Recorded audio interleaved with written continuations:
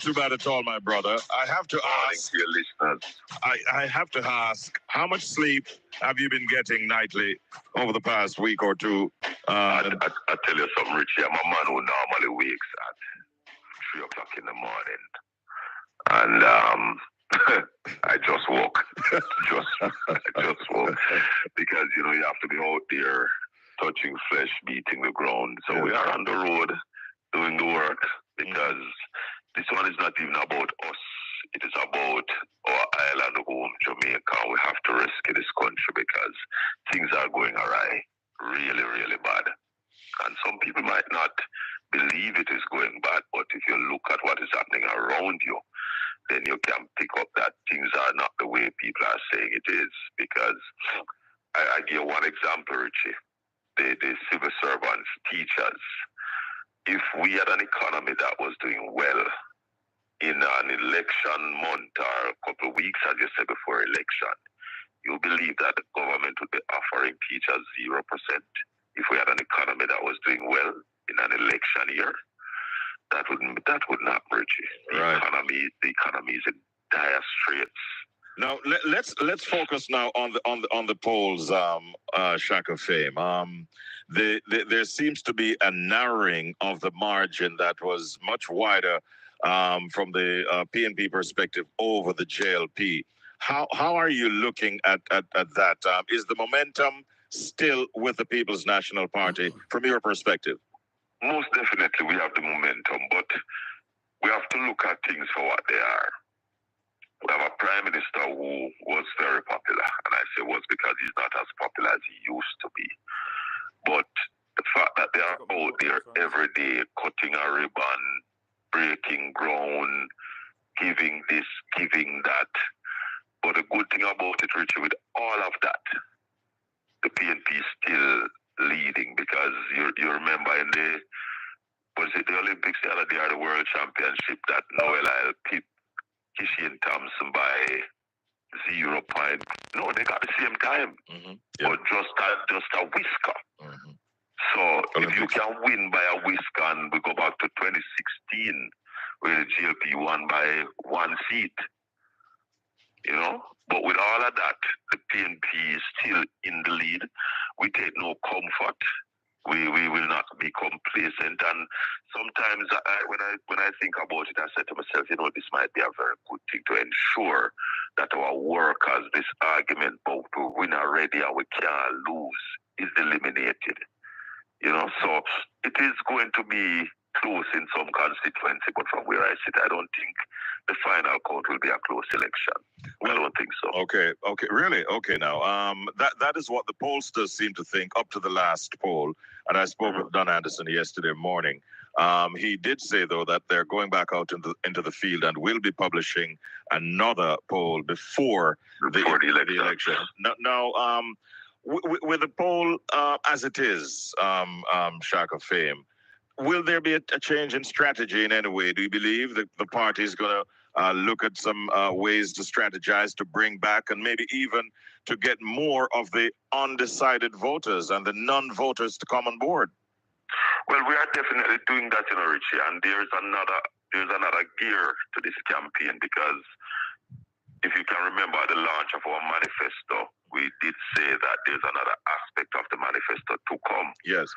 Because what has been happening over the years is that when we put out our plans, the GLP come out and rubbish it and then give them a couple months, they come back with the very same plan. Example, the light bill, when Damian Crawford did the 2020 manifesto said that we would pay $3,000 for people light bill. They said it's a pie in the sky, it can't happen. And then down the road, they come back and give the exact same amount that Damian Crawford that we had in our manifesto. So we know that they are going to look at our manifesto, see what they can tweak with it, and come back with some of the same things that we are saying. So there are some big items that we left out. So as soon as they release their manifesto on Sunday, 20 days after they call the election, imagine that. The governing party didn't have a manifesto, but we know because Bobby Montague came out and said they are calling on all labor rights who have ideas to come with the ideas for them to put in the manifesto. So we know that they are looking at our manifesto, coming with something. So some of the big ticket items in our manifesto will be coming. So yes, there is another gear to the campaign that we know we're going to have to ramp up. We are on the field talking to people who are uncommitted, explaining to them why this election is an election that they need to vote and vote for the People's National Party because the country is in problem. Richie B, the Prime Minister called for by-election the same Sunday night. One was not in his remit. So here we have a Prime Minister who constantly break the Constitution, break the law of the land. He called a by-election for Civil Rights Gardens where there was no vacancy at the time. Mm-hmm.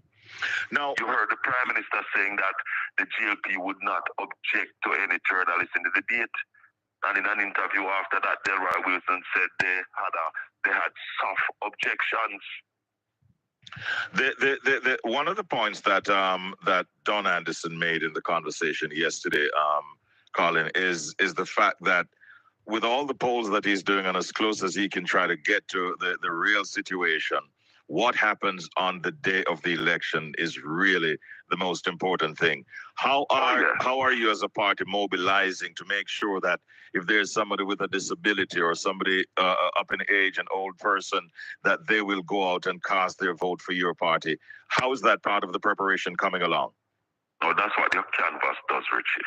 And your canvas is critical because you go out there, you talk to people, you get the issues, people tell you why I've not been voting, what I need, what assistance I need on election day, what time can I come on election day. So the election day machinery is critical to any election. Election is really won on the day.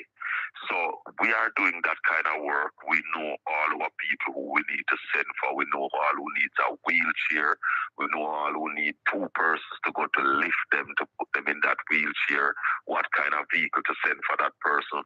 Those are the kind of work that we have been doing. And you heard our General Secretary said after the poll before this one, that we had basically eased up off the hype and was doing the backroom work, that kind of work, make sure our canvas are ready. We know our voters. We have our numbers that we need to use to win each PD, each cluster, each division, each constituency. Because that's how you win an election, Richie. PD by PD, cluster by cluster, division by division. Then you win the constituency. So that is the kind of work that we are out there on the road doing. When you said, you know that a lot of work is being done now, that is what we have to do. Mm-hmm. We have, you know, our terrain, especially in the rural areas, yes. We know who they far and we know who have to go look for them animal in the morning before them can come vote. So when we see mass drone come at 3 o'clock, we don't panic. We know say normally at that time it come from bush, whole a shower. No, it's not a shower. I'm a bath, and then forward to the polling station. So yes, that's the kind of organization that we are doing right now. Mm-hmm. There are some constituencies that are considered swing constituencies. You no doubt have a few of those on the radar.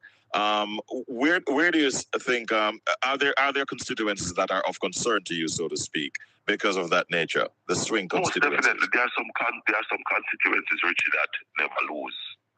Those constituencies, any party form government, those constituencies are always on the government side. So, you know, you have to look at those constituencies. It's a historical thing. You have to look at them and ensure that your work is done. I mean, you have one down in St. Elizabeth where our dear Zelika just is. We know we're going to carry home that. One of them is also the Prime Minister's wife, where we need to take that constituency because, as you know, the PNP need to take about 18 from the GLP to ensure that we form government. So we are focused, laser focused on those. And there's no doubt you must have concerns because I am one person who believes that there are no safe seat really on the island. People are not bottles on shelf. People vote their conscience if they choose to. And that's why we are calling on the Jamaican people this time to really choose Jamaica. Because if you're choosing Jamaica this time, you cannot vote for the Jamaica Labour Party. You cannot vote for a Prime Minister who is not certified. A nurse, Richie, must be certified by the Nursing Council. If you're not certified by the you go to work, you have problem. This government is bringing in one that teachers have to be certified. Your doctor, Richie, must be certified. Your dentist must be certified. There's a mechanism in Jamaica to certify the Prime Minister. And not just the Prime Minister, but all members of Parliament must be certified. And a summary of the Prime Ministers and the opposition leader statutory filing ought to be made public to the people of Jamaica. For more than 3 years, we have not seen the Prime Minister's one because he has not been certified. Yeah. And say what you want about the Integrity Commission. Everybody they take to court, they win them. All right. Shaka, I have to get a question in for in relation to the upcoming debate. They start tomorrow night. How do you think your party's representatives will perform in the upcoming elections? What can you tell us about their state of preparation or preparedness leading into these debates? I have a disappointment, a major disappointment, Richie, that we're going to have a team debate for the economy. I believe that our two persons vying for that position should have in the single debate. However, I know our team, we are well prepared. We have been doing the drills, we have been doing the mock debates. So we are prepared, we are ready, we have competent people on the team. And the one I'm really looking forward to, Richie, is Andrew Holness versus Mark Golding. I'm really looking forward to that one because I know tomorrow night, the team that we have there, we are going to really show the GLP that the things that they are saying are not real. This is the social one that is going to be happening on Saturday night. We have Damian Crawford, Raymond Price, and Sophia Fraser-Binns. That is a very competent team, a team that is knowledgeable, a team that is not living far from reality. They are on the ground. They know the realities that the Jamaican people are living. I love the debates and I'm looking forward to them. So I know that we are going to do well. And then the finance team, because I was suggesting, to the party, Richie, that Julian should just go alone and take on the team that they're coming with because it ought not to be a team debate. If it was Nigel Clark as the Minister of Finance, it would not be a team debate. The GLP tried to get this team debate because they know that Anti-Faval does not fit the bill and could not take on a Julian Robinson by herself. But we have a competent team that will deal with it and make the Jamaican people proud, show the Jamaican people that we have people who are coming to lead this country, who understands the economy, who know what we need, who have a vision to really grow this economy. Because, Richie, for the last 9 years, Blessed is the man that walketh not in the counsel of the ungodly, nor standeth in the ways of sinners, nor sitteth in the seat of the scornful. But his delight is in the law of the Lord, and in his law do we meditate day and night. For we shall be like trees planted by the rivers of water, that bringeth forth our fruit in our season. Our leaves shall not wither, and whatsoever we do shall prosper. Welcome to the Colin Bell Show for yet another Saturday morning, as we come to you live from the studios of Portland Spice TV. Like up the channel, share up the channel, invite some people. We need a single, and I wonder if we get it already. We need a single subscriber to get to 6,000 subscribers. And we're inviting everybody. We want to get to 10,000 subscribers in short order. And we're inviting everybody to just become a Portland Spice ambassador. Welcome to the program this morning. This morning going to be very interesting. Let me tell you quickly where we're going. We're going to have Wilfred Rattigan on the show this morning. Yeah, because Ratty bought a bus for $1. One of them same school bus there. Man buy it for $1 US, my people. And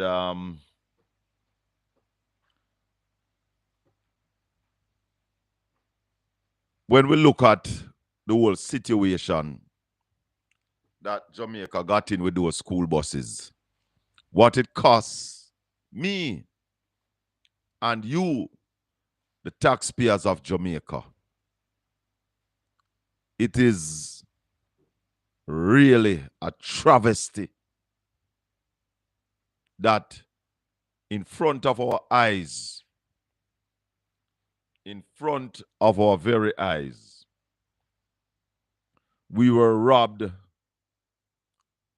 in my estimation, we were robbed easily.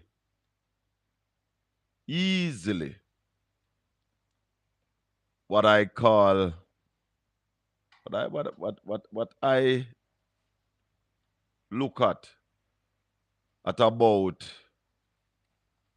$750 million. That's $750 million. Jamaica was robbed of this bus deal.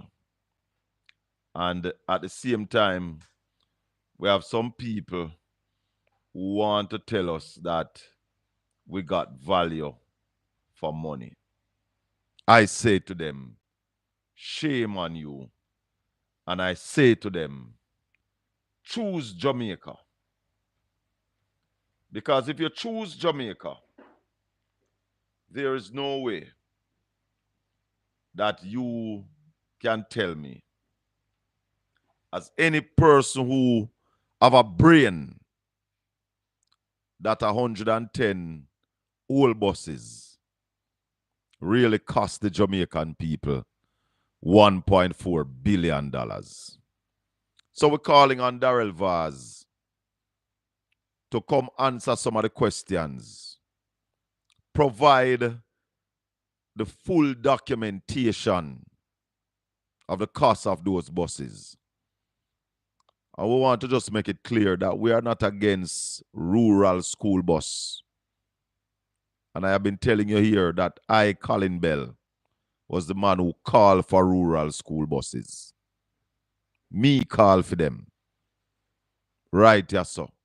And anybody who have been following the news would have known, thank you, that it was I and I who called for school buses down here in Portland when my children of Happy Grove, Port Antonio High, Fear Prospect High were suffering because they were getting home at midnight. Pringle, good morning. How you do? Morning, sir. Wagwan. You remember me tell about the overhang on the bus them? You remember you tell me about the what? The overhang around the back. The rubber around at the back. The overhang. Overhang. Yes. The part of the bus half on the back after the back wheel. Yeah, man. Between the back wheel and the end, long like a car.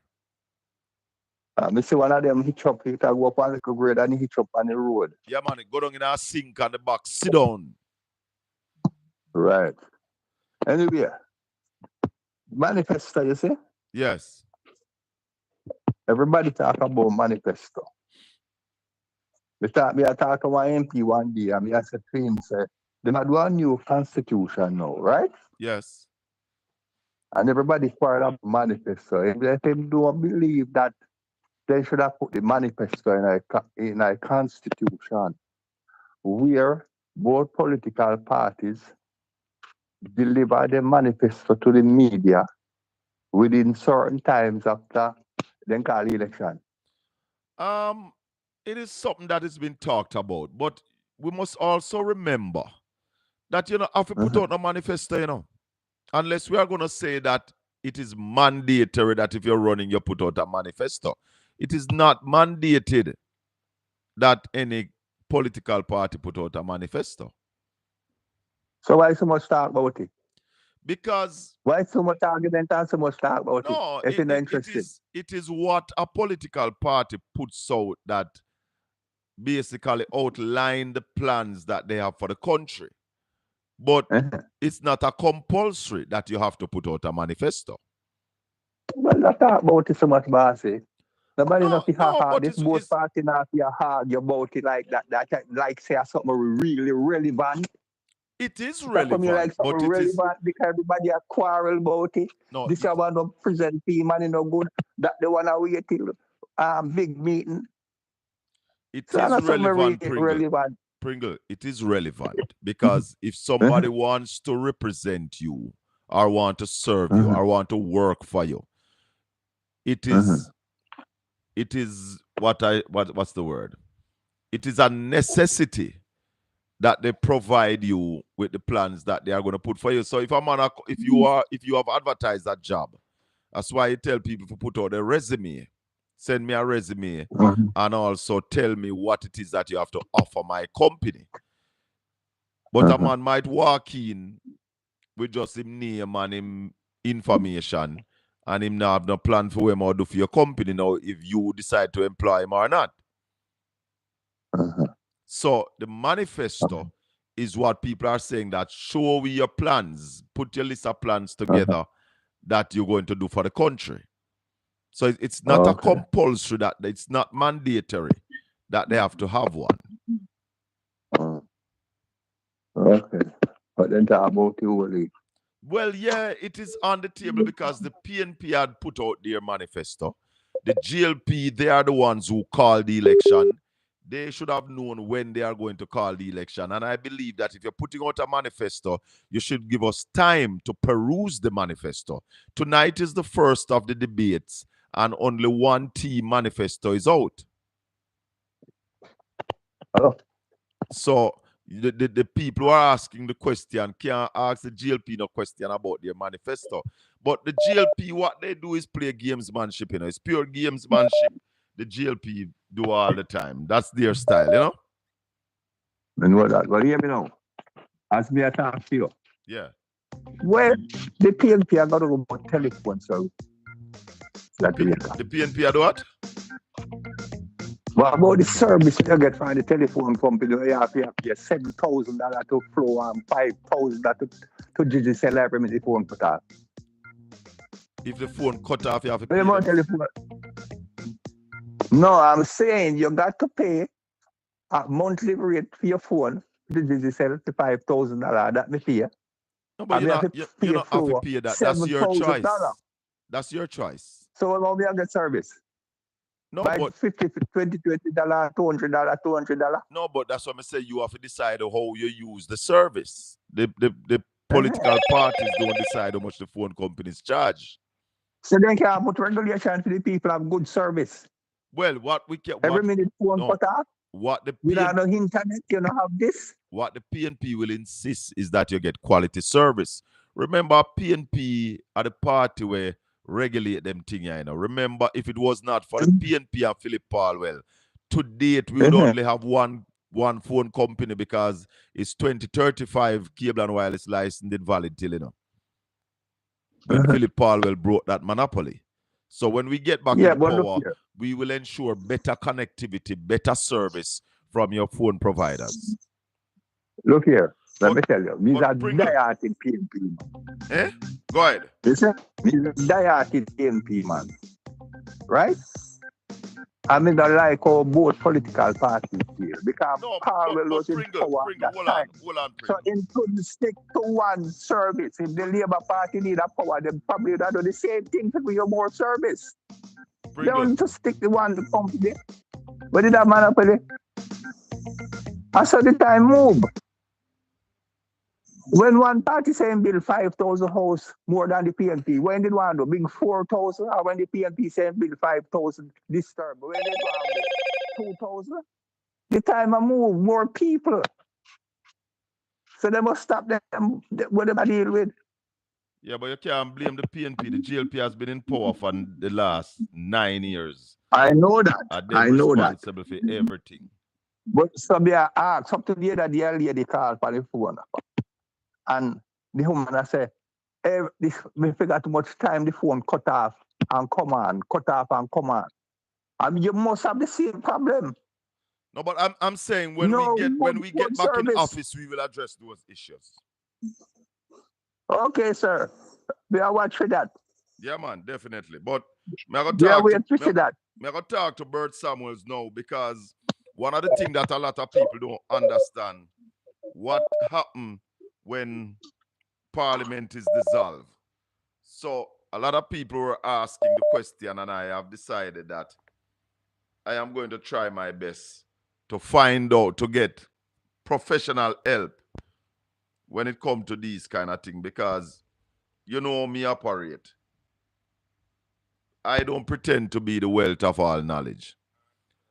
Hold on, Mr. Samuels. Morning, sir. Hold the line for me. Let me connect you to the studio. So, I like to get professional help. Carl, I'm going to ask you to hold for me. No Let problem. me just talk to Bert Samuel so that I can assist my listeners and my viewers as it relates to what happened when Parliament is dissolved in Jamaica, how that works, and who remains. Mr. Samuels, morning, sir. Yes, sir. Morning, my brother, to you and your listeners, especially those in New Jersey, you know, All around the world. all around the world. Yeah, man. So we have with us, listeners, senior attorney at law, Bert Samuels. And some people might ask, but why Bert is not a king's counsel? Bert don't believe in the monarchy and Bert don't want nothing from the king. So Bert don't want no king's counsel. Did I get that right, counsel? Yeah, yeah, you know, you have to take an oath of allegiance to the king and that you never do a matter against him and that you will not charge him fees if he gives you a work to do. I am not a slave of any British king. I'm a straight Pan-Africanist. So you can't, if the king give you work for doing you're a king's counsel, you can't charge. No, that's what you say. If you're working for him as a client, you can't charge because you are his lawyer. And it's a privilege for him to be there. Those are some of the anachronisms of colonialism, you know, which, you know, we still maintain it. There are some good Caribbean countries, Guyana, Trinidad, who throw away that and call you state counsel, your state counsel or senior counsel. Right, and you are a senior counsel. Because I'm 46 years at the bar, but we don't have that concept in Jamaica. I'm just a lawyer, an attorney at law, and that's enough for me. I'm the People's Counsel. I'm PC. You don't want a title from the king. No, I'm PC, the People's Counsel. People's Counsel. What role does the Prime Minister play when he's also, because the Prime Minister is also a King's Counsel? What is the role of that? No, he's a privy councillor. No, he's not a King's Counsel. Oh, he's a privy councillor. Yeah, he's a privy councillor. That he is among the body of people who can give advice to the king. Oh. So there are a lot of privy councils. You know, we have a local one that deals with mercy, and you know, and whatever. We have the privy council, which is the final court of appeal of Jamaica. It's a little confusing, but it's, you know, privy council. I would say there are three types of privy council. But the Prime Minister applied for and became a privy councillor. He applied for it? Yeah, it's not something that you just get. You apply and you get these things. Yeah, you know, it's the Commonwealth prime ministers tend to do that. You know, it's you know it go, my brother. All right, so let's go to the matter that I had asked you to talk to us about this morning. Parliament is dissolved. Some people are of the opinion that we don't have a prime minister, we don't have nobody now.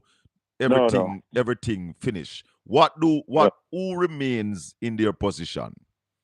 All right, all the ministers continue to be ministers because the government must continue. Yes. I just tell you, when the Parliament is dissolved, it means that no new laws can be made. That's basically what it means, you know. Okay. But the ministers continue to have their functions and their powers as ministers, you know. Very interesting, and the Prime Minister still have a lot of powers while the Parliament is dissolved. Yes. What about the opposition leader? He continues to be the opposition leader. He continues to be the opposition leader. You know, when you dissolve Parliament, you're really waiting on an election. Yes. Because the election date is set. So, you know, it gives you time now. You free them up to campaign. Yes. Yeah. It's campaign time. So you don't really have Parliament sitting, but the Prime Minister is still Parliament, the Prime Minister. No new laws. That's right. So you can't have any new laws being made. None. Right. What about the Senate? They remain senators? Both houses of Parliament are dissolved, but they remain senators too until replaced. Because government must continue. Yeah, the business of the people. Business of the people. Just that. The only business that can go on is making new laws. So no new laws can be made, no new bills. There's no Parliament. Yeah. You can't pass no new bill. No, nothing. There's no Parliament, so you can't, you know. But the Prime Minister, and I know that's why you called me, can bring back the parliament. Oh, Yeah, he can. During this time, when parliament is dissolved, yes. prime minister can call back both houses of parliament, the Senate and the lower house. He can call them back. Yeah. Yes. But if So no new laws can be passed, when can call them back to do? all right, so I give you this now. If a prime minister, for example, suppose COVID begin to take us now. It was Yes. COVID time right now. And there was a need for laws to protect us from each other and to, whatever, all the things that COVID and states of emergency, you can't come out. The prime minister can, and the section 64 of the Constitution says, in the judgment of the prime minister, if there is an emergency, and that's the important thing, an emergency, and it doesn't say what kind of emergency, he can tell the Governor General to issue a proclamation bringing back two houses of parliament, and the parliament can come back together. And that would, of necessity, he wants new laws to be passed to deal with the emergency. Oh. So you have to get anything like that done, you have to reconvene the parliament and the prime minister have that power. Right. And he tells the Governor General to issue a proclamation which has to be gazetted and the parliament comes back together. But the election date remains the same, Oh, okay. The election date remains the same. What possibility can change the election day, if any? All right.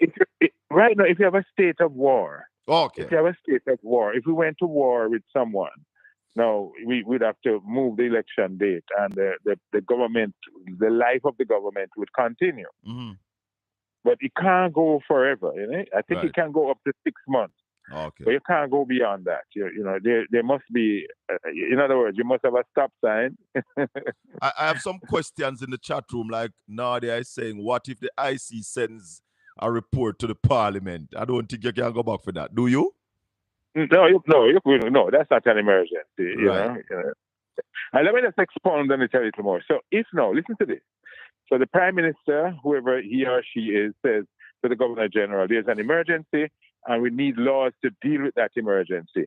Issue a proclamation. He issues a proclamation, it's gazetted, and houses of parliament come back together for the purposes of passing laws for the emergency situation. Mm. But when they come together, listen to this now, when the houses of parliament come together, the parliament can take a resolution that, and by a majority, even a simple majority, may say, no, Prime Minister, we don't want to come back together. And the Governor General have to withdraw that, and you wouldn't have the parliaments coming together. So the Prime Minister, although he can summon the houses together, they can take a vote and say, we have no confidence in the Prime Minister. We don't want to come back in here. And a majority vote can suspend and remove the proclamation which says Parliament should come together. And we go back and we go to our election. People are asking questions like, balance. Colin James is asking, what about the negotiation of salaries? That happens because the ministries remain in place. Yes, that's it. So, yes, government, and that's a good example. Yes? So the Minister of Education, the Minister of Finance are now in negotiations with the teachers as ministers. But the business of the people must go on. They can offer zero increase. which they have. But so if the Prime Minister calls back Parliament and there is a report from the IC, can they ignore it? No. The Parliament, if once Parliament comes back together, all the powers of Parliament now are in place. Oh. All the powers would be in place. Yeah, man. It can't be just that you call the Parliament for that issue. No, the Parliament, now that it is together, can do what it wants to do. There's an argument about some extraordinary powers of the Minister of Foreign Affairs. You want to tell us about that a little bit? I checked that out. That is not in our country. I did check with a former Minister of Foreign Affairs, and he said, no, that doesn't obtain in Jamaica. Okay. All right, Mr. Samuels, thanks very much for your... And remember to go out and exercise your right to vote. Remember to do that. Yes. Would you like to campaign for persons in the diaspora to be able to vote one day? I mean, electronically, or no. Is that something that you? It is something that I am thinking about, but I would prefer for them to come home and vote because a lot of them have a vote still, Yes. A lot of people in the diaspora are still on the voters list. So if they so desire to vote, then they need to just come home and exercise their franchise. All right. Okay, my brother. Thanks very much, Bert. Blessings. One love. Take Blessings, care. man. All right. Show, man. Show. Wagwan. Show, man. I'm gone. Hello, morning caller. Yeah, blessing. Colin, Yes, sir. me keep seeing where the PNP them are we submit or them is subdued by the JLP, like the slack what the PNP keep giving the JLP, if they have committed themselves just quarter of what the JLP doing, they won't get no slack at all, and the PNP give them slack all the time. Like the finance debate, the minister say yes, she ready and she not afraid, but them not believe that she incompetent. My view is to what she doing a ministry of education. I believe that she not ready, and the finance ministry section in our country is very critical. And the PNP, if you come out and say, listen, this prime minister appoint a finance minister, we don't know nothing about money, don't know nothing about finance, and finance affect all ministry and is very critical and one of the most critical ministry in the country. And we have a minister under this government where we believe is very incompetent, and we go prove to the country, show you what this government is all about. The PNP bow down them. That is why a lot of people is saying, the PNP, whether we are ahead, them they're so far ahead when it comes to integrity, accountability, know-how, when it comes to knowledge and intellect. And every time them bow down themselves, go down like a big man bend down to a little child. I don't know why you call it. I don't understand why you call it bow down. What are the rules? Subdues. No, hold on. Yes. Here's the question I'm gonna ask you. Yeah. What are the rules around the debate and who organized the debate and how it is organized? Well, me believe that like previously, I understand so the debate did depend on like a kind of understanding where the two finance minister would then debate. But No, because but my brother, I want to suggest to you that if you're not sure about how something work, it's like how me never sure about what happened when Parliament dissolved McCall-Burt. Right. Guidance, because sometimes you have to understand how things work. Yeah? That's true. There's a debating commission in Jamaica, and I think it's the same commission we have for the last 25 years that organize these debates. These debates are not organized by the government of Jamaica or by the political parties. Right. Okay? So what the debating commission, they are saying is that what they have found in their research after having debates for each election is that the debates between the finance minister are the one that is least watched. Now, I'm not saying I agree. I'm just giving you the explanation. Yeah, right. And that definitely. coming out of the last general election, from that time, they have decided that a team debate would be better, would be more entertainment, would have more viewership than the finance ministers going together. Because one thing I will admit that a lot of people don't understand the macro and the micro and the fiscal and the economics. Yeah, right. economics. A lot of people don't understand it. But I do not agree with them, because in a team debate, the terms will not change. The discussion will not change. Yeah, same topic. So as I said, if you were listening to the interview that I did with Richie B yesterday morning, I am of the opinion that the PNP should not agree to it, and in protest should just send Julian alone to take on the team that the GLP was going to present. But maybe I'm an idiot. So and maybe, I mean, you have to think above just your selfish thoughts. So the PNP, in the interest of giving the country a chance to hear the economic policies agreed Right. to join the team debate. But I'm sure, but I can tell you from inside that the PNP did not agree for a team, not agree, but did not see it right to have a team debate. We wanted a Right. one-on-one debate for the Right. finance. Just like many of us. But that's Yeah. what you're saying, me should end do the check and see how it work, how it commission, how it is Right. you know, organized. It's a So second I have point. listened to extensive interview with the chairman of the debating commission, and we hear them. Me not agree because I don't believe that the debate on the economic condition of the country should come down to viewership. It is too important. I think it is too important to come down to just viewership. Who want to watch. You must put the information out there that people can pick and choose, definitely. you know? Yeah. But I'll make a quick second point. Yeah, like if you think the PNP, yeah, it in the position where, like, remember, you know, it was set by like Andrew Onis with the position when take with other name, saying sit down with nobody were corrupt and whatsoever. So when like the PNP I got debate with some people when I'm not certified, him they in a one bad position. let me tell you something. Let me tell you something. The GLP makes an excellent opposition. The PNP makes an excellent government. In opposition, the PNP weak. Because one of the things that the PNP does is put the country first. And unlike when, you remember when PGA did put on tax on gas, the labor right, them almost burned down the country. PNP now do that. Because Jamaica come first in the PNP book every time. When Siaga wanted to win the 1980 election, he teamed up with the United States and starved the people of Jamaica to gain power.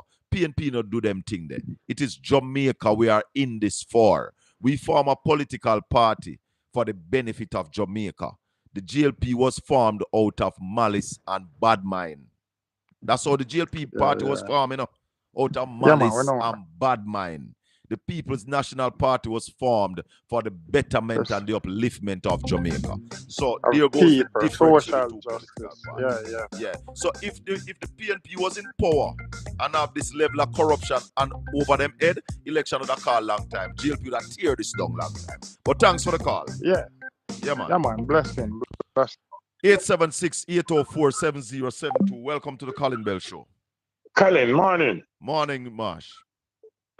You know, so where debate commissioner talk about then the survey and then talk about team debate. I lie them I tell.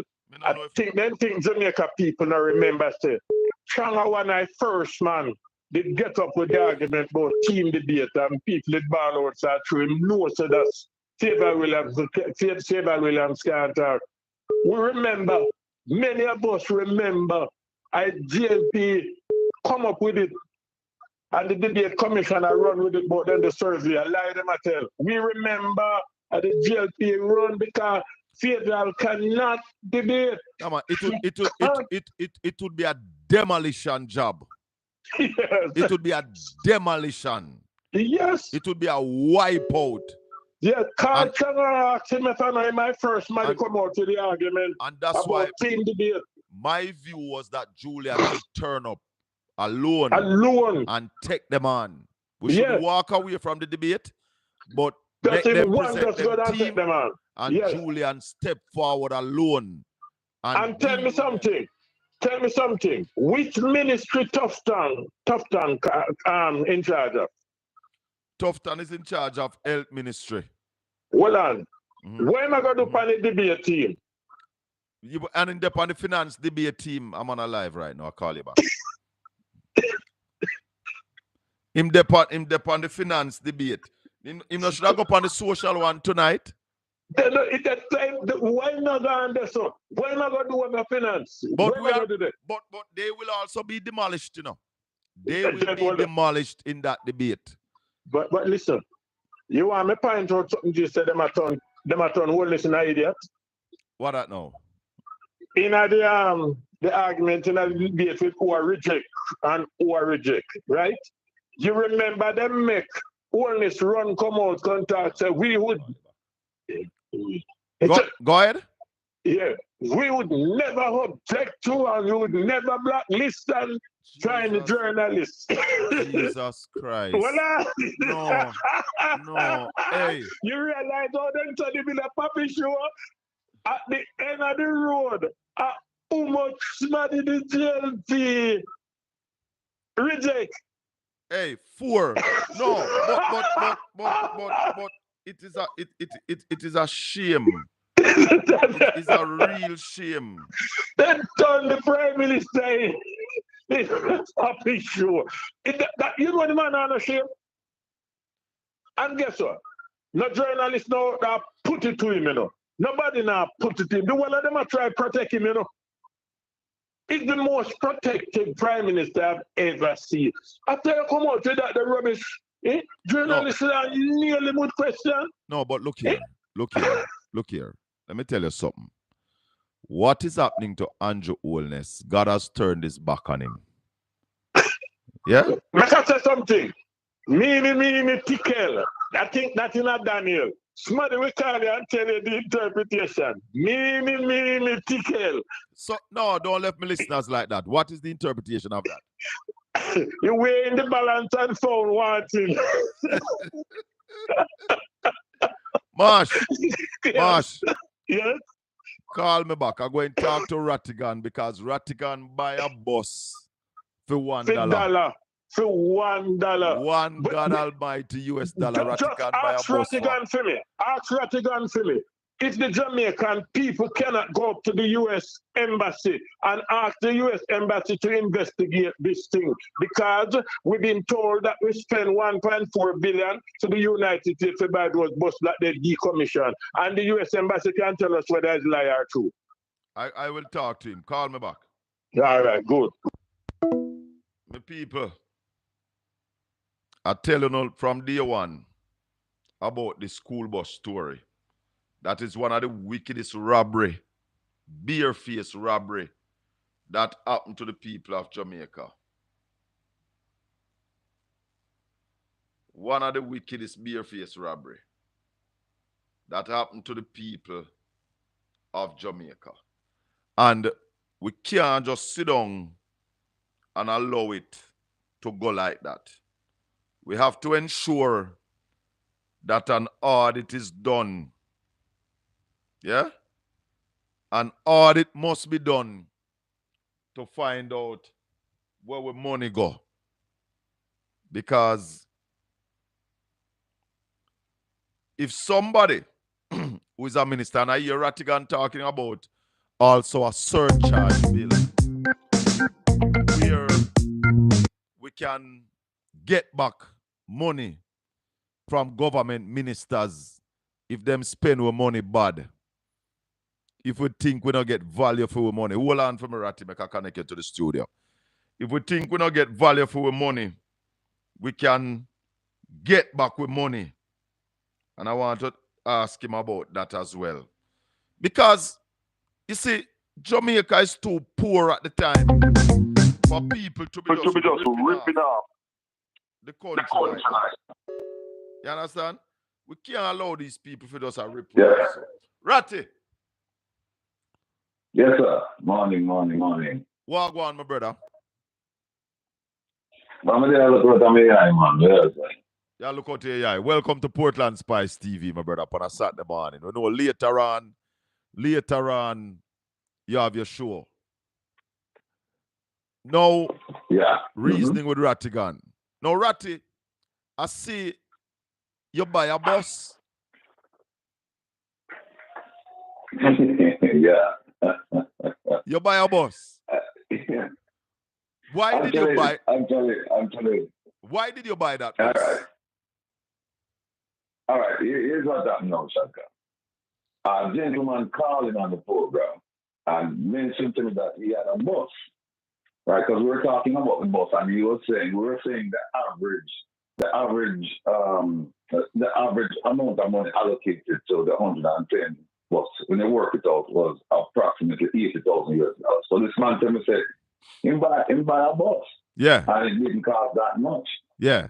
So one day I just get up and I say, listen, I go and come check it. It's quite a distance from me. I said, I go and come check it because I want to this bus.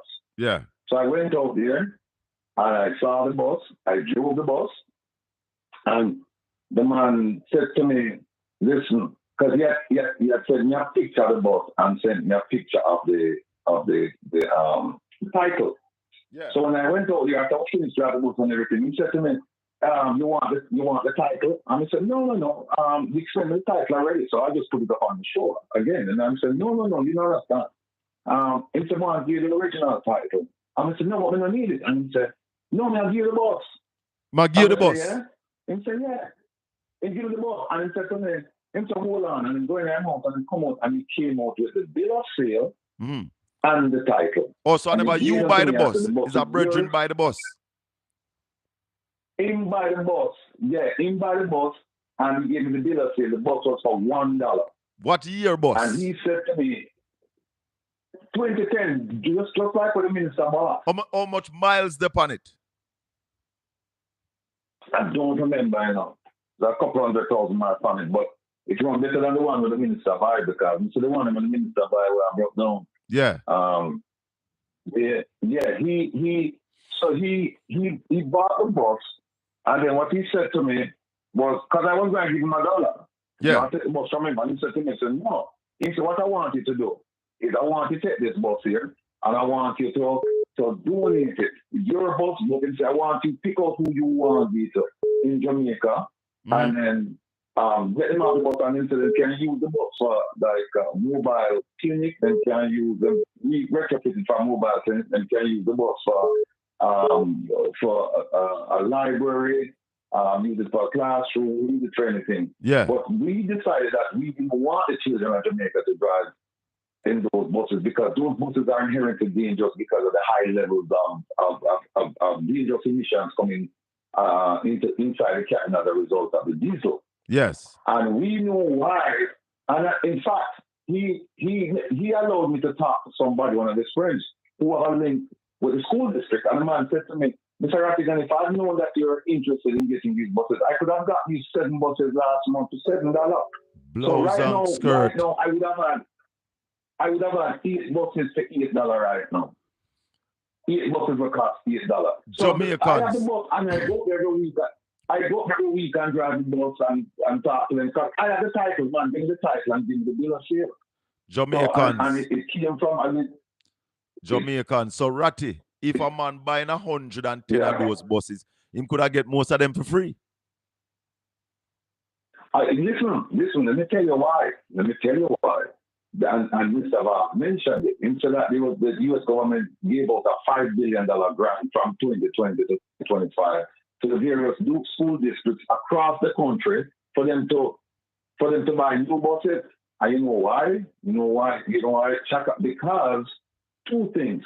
They said that the old buses, they were putting out too much pollutants. Oh. And it was causing problems with the environment. And 2, they said that it was causing issues with the children riding in there because the emissions was getting inside the bus. Inside of the cab.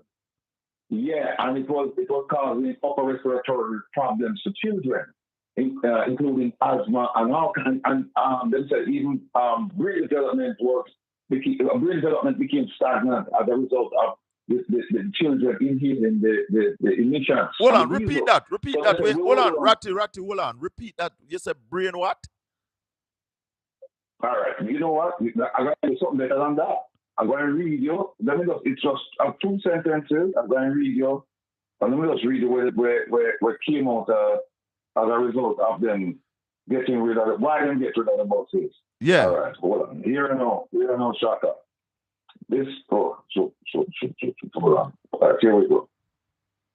I'm going to read you this, and I want the audience to listen carefully. Yeah. It says, every day, an estimated 21 million students ride to school on diesel-burning school buses, which expose them to dangerous diesel exhaust pollution.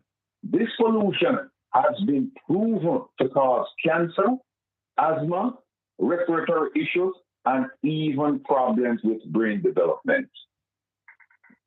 21 million children ride those buses every day. And the emission from these buses are getting inside the cabin where the children are riding. Yes. And it's now posing a danger to their health. Yes. Yes. Hallelujah. And that's why they decided to get rid of the buses. But we know from day one that the buses were taken out of commission for reasons. Yes. Yes. And Minister Vaz knew about it or should have known about it because he mentioned the $5 billion program. So he should have known that they were replacing the old buses with low emission diesel buses or electric buses. He knew or should have known that. Because he did mention that $5 billion that was put in the system. Mention. Yes. Yeah, but he didn't tell you why. He didn't give you the proper reason why the government was investing $5 billion into the school bus program. So did Peter Bunting know about this? When Peter Bunting said the bus then come to kill our people picnic, was Peter Bunting aware of this issue?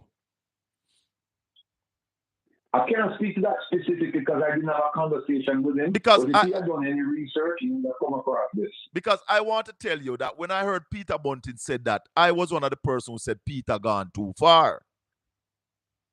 But if Peter had this information, then maybe I need to apologize. But I don't know if he had this information. But Peter Bunting is at my fingertips, so I will ask him. I will definitely ask him because listeners and viewers hear this. Hear this, my listeners. Wilfred Rattigan from the program Reasoning with Rattigan on YouTube is saying to us that he has information, credible information, that the emission from the exhaust is getting into the cabin of these buses where our children will ride, and it's causing health issues. Ratty, read that thing there again. Read it again. Okay, no problem. Please and thank you. Every day, it's every day an estimated 21 million students ride to school on diesel burning school buses, which expose them to dangerous diesel exhaust pollution. This pollution has been proven to cause cancer, asthma, respiratory issues, and even problems with brain development. Tell her! Mr. Vaz, come to the front of the class. Were you aware of this? Because you did mention that the U.S. government put in $5 billion to get new buses.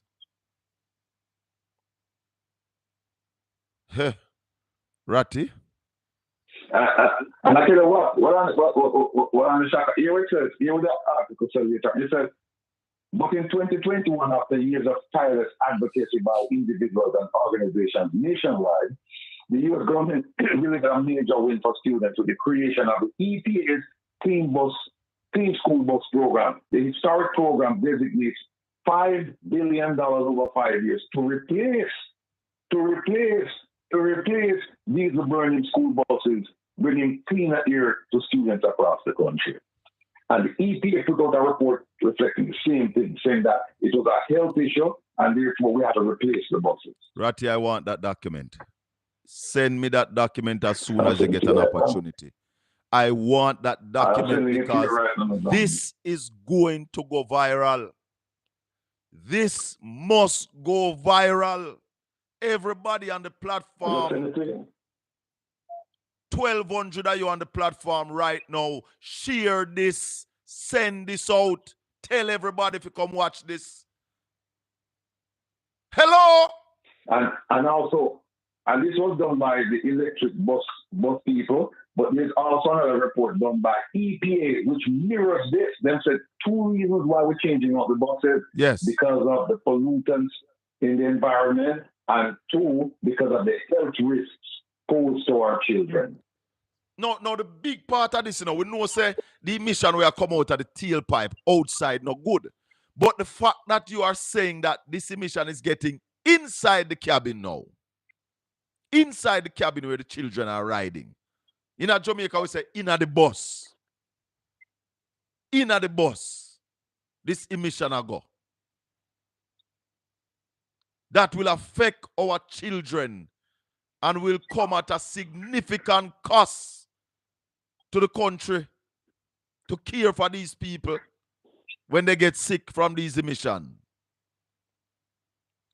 Ratty, I also hear you talk about a surcharge if we find that a minister made poor decision and spend with money bad.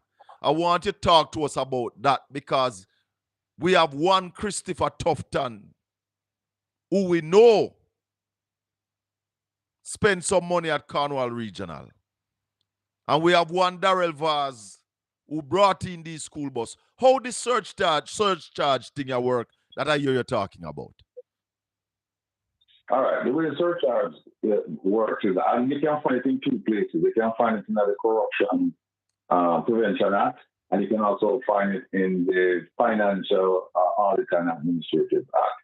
And what it says is that if a government official, and this is I'm just giving an overview, if a government official, if a government official spends or causes the taxpayers' money, spend it wastefully, yeah, then then the Auditor General can do an audit. Yes. And once the audit is done, and she said, hey, you spend $10 when actually should only spend $2. Yes. Then she can recommend to the Financial Secretary and the Ministry of Finance to institute a surcharge action to get back the $8 from that individual. Oh, so yes. what I'm doing, yes, so I have filed.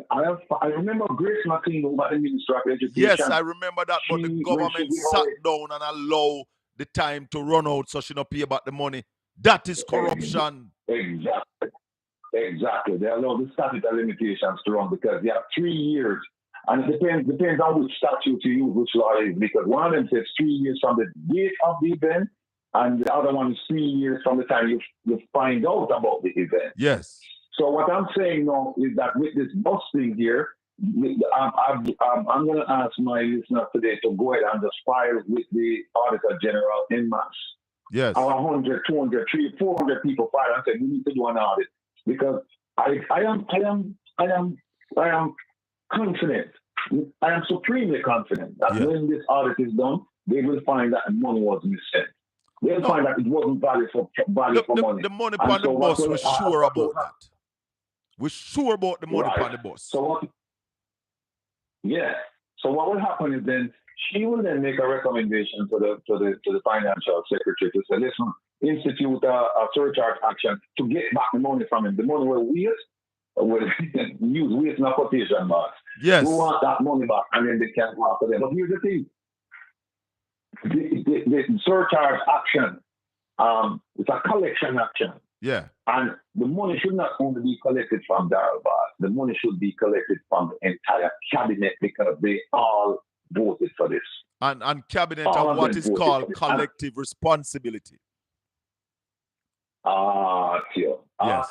And Mr. Vaz came out and said, this was approved by the cabinet. He said it on several occasions. Yes. So the cabinet, all them, and they're personally responsible. So it's not like they're going to take government money and pay back the government. They have to pay for that out of their pocket. Out of their pocket. What happens is that they can institute the surcharge. Yes, institute the surcharge action, and if they can't pay, you put a lien on their car, on their house, you put something on their salary, all kinds of action, and to ensure that they might collect this money.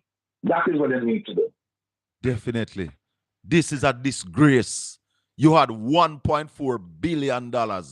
Why you never just go buy some brand new coaster buses to take the children to school? You went ahead and you buy buses that are decommissioned by another country. I never, like you say, Jamaica, we never have no money and we go beg some old bus.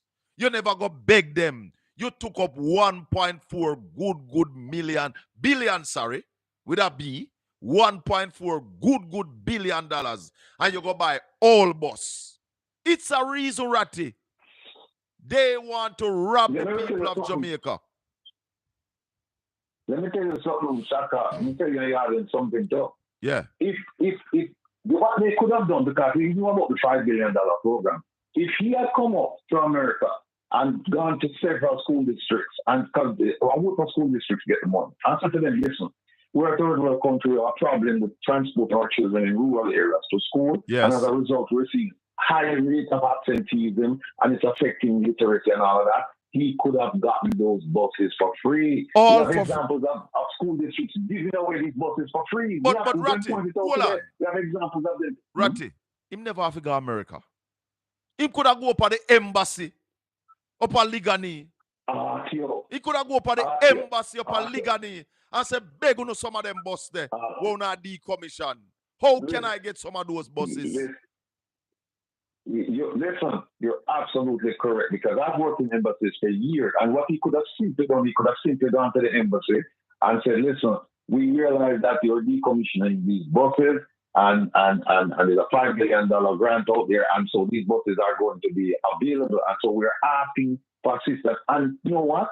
This would be up and the cap of the State Department to say, yes, we help Jamaica, but the people, the optics of it, the photo ops. Yeah. For them just say, yes, and we're giving Jamaica 110 buses to help with the thing. This could have been done exactly the way you just described it. Ratty, it was a food them see how them could have nyama food and rape the country.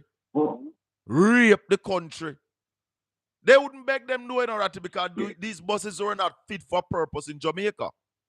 They are left and drive. Right. They are decommissioned buses. Some of them are too long. And you mention it. There's a health hazard in these buses. But it is just about themselves heating a food off the backs of the Jamaican people. Jesus Christ, them wicked.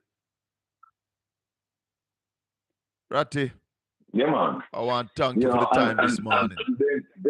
Go ahead, man. Yeah, go ahead. I want the audience tune in. I want the audience tune, because one of the things that we're looking at now, and I think we have the minister dead in the water in this one as well, is the procurement. The procurement procedure. What the procurement procedure? Exactly. We have him on that. We're going to show today the Public Procurement Act, yes, and the two amendments. Yes. We're going to show that he violated it.